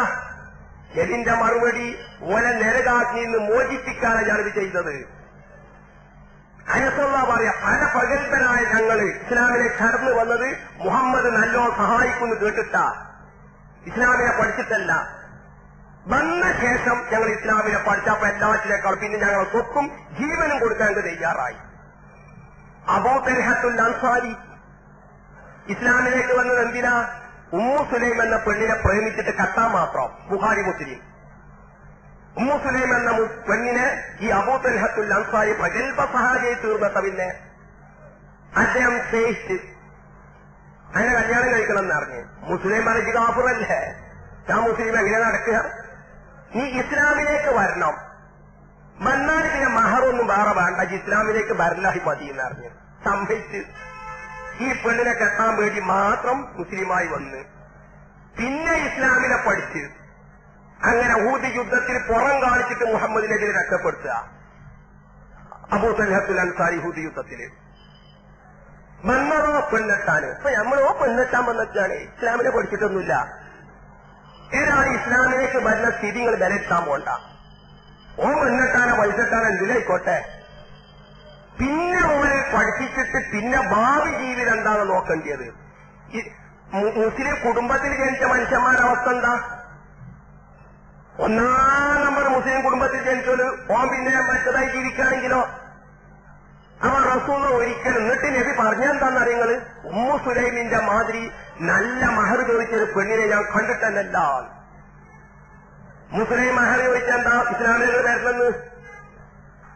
ഉമ്മു സുലൈമിന്റെ മാതിരി മഹർ ചോദിച്ച ഒരു പെണ്ണിനെ ഞാൻ കണ്ടിട്ടില്ല. മറ്റോലിതൊക്കെ ഉപയോഗിക്കുന്നുണ്ട്. ഈ ആചാര്യമാരും മറ്റോളും പേടിയാണ്ട് മുസ്ലിം പെണ്ണുങ്ങളെ സ്നേഹിക്കാത്ത അടിച്ചുകൊണ്ടുക. അതുവരെയുള്ള നിർദ്ദേശ നമ്മളെ സ്ത്രീകളുമായിട്ടുള്ള ബന്ധം അപ്പിച്ചിട്ട് വേഗത്തിൽ കഴിച്ചിലാക്കി കൊണ്ടാണെന്നുള്ളത്. എന്തെല്ലാം പ്ലാനാ അവരെടുക്കണതെന്ന് അറിയങ്ങള്. നമ്മളോ എടുക്കണത് തന്നെ പാടില്ല അറിഞ്ഞുകാണ്ട്. അപ്പൊ ഇങ്ങനെ അമ്രും ബിൽ മഅറൂഫ് എന്ന് പറഞ്ഞാൽ എന്ത് നല്ല കാര്യങ്ങളുണ്ടോ എല്ലാം ചെയ്യണം. അതേ സന്ദർഭത്തിൽ ഞാൻ പറഞ്ഞ ലക്ഷ്യം മറക്കരുത്. മനുഷ്യന്റെ പരലോക മോചനാണ് നമ്മളത് ലക്ഷ്യം. പക്ഷെ അതിലേക്കുള്ള മാധ്യമങ്ങള് പാലങ്ങൾ കേവലം പാലങ്ങളായിട്ട് ഇതിനെ കാണുക. ലക്ഷ്യം എടുത്താണ് ഈ പാലങ്ങളുടെ കടത്തിയിട്ട് സ്വർഗത്തേക്ക് ഇവിടെ നരകത്തുനിന്ന് ഇവിടെ നരക കര ഒരു പാലം വെച്ചു കൊടുക്കാം നമ്മള്. അത് ഈ പാലൊക്കെ രോഗിനെ സഹായിക്കല്, വിധവനെ സഹായിക്കല്, ജീവകാരുണ്യ പ്രവർത്തനങ്ങള് എല്ലാവാ ഇതിം കൂടെ കൊണ്ടുപോയിട്ട് അപ്പുറത്തെത്തുമ്പോൾ നരകം തന്നെയാവരുത്. പിന്നെ ഈ പാലം കൊണ്ട് വരണ്ടോ? അപ്പുറത്തടക്കുമ്പം ഓൻ എന്ത് ചെയ്യണം? സ്വർഗത്തിലേക്കാണ്ട് പോകണം എന്നർത്ഥം. അതേമാതിരി തിന്മന്റെ ഇതെന്നർത്ഥം. എല്ലാ തിന്മ ഏറ്റവും അധികം നമ്മൾ ഗണ്ണിക്കേണ്ട ശിർക്കാണ്. കാരണം ശിർക്ക് മനുഷ്യരിൽ വെച്ചിട്ട് ബാക്കി എന്ത് സാമ്പത്തിക രംഗം എന്ത് നന്നായിട്ടും ഫലല്ല. ഒരു കച്ചവടക്കാരൻ ശരിക്ക് തൂക്കുന്നുണ്ട്, കുറച്ച് മെറ്റുണ്ട്. ആ തൂക്കണ അവസരം തുലാസങ്ങൾ പൊട്ടി വീണ് ബദിരീങ്ങളെ എന്നൊരു വിളി വലിയ ഫലണ്ടപ്പോ അതുകൊണ്ട് അങ്ങനെ സാമ്പത്തിക രംഗത്തെ നല്ല മെച്ചത്തിലാ കൊടുത്തതേ. തൂക്കിയപ്പം വളരെയധികം ശ്രദ്ധിച്ച് കൂടുതൽ കൊടുത്ത്.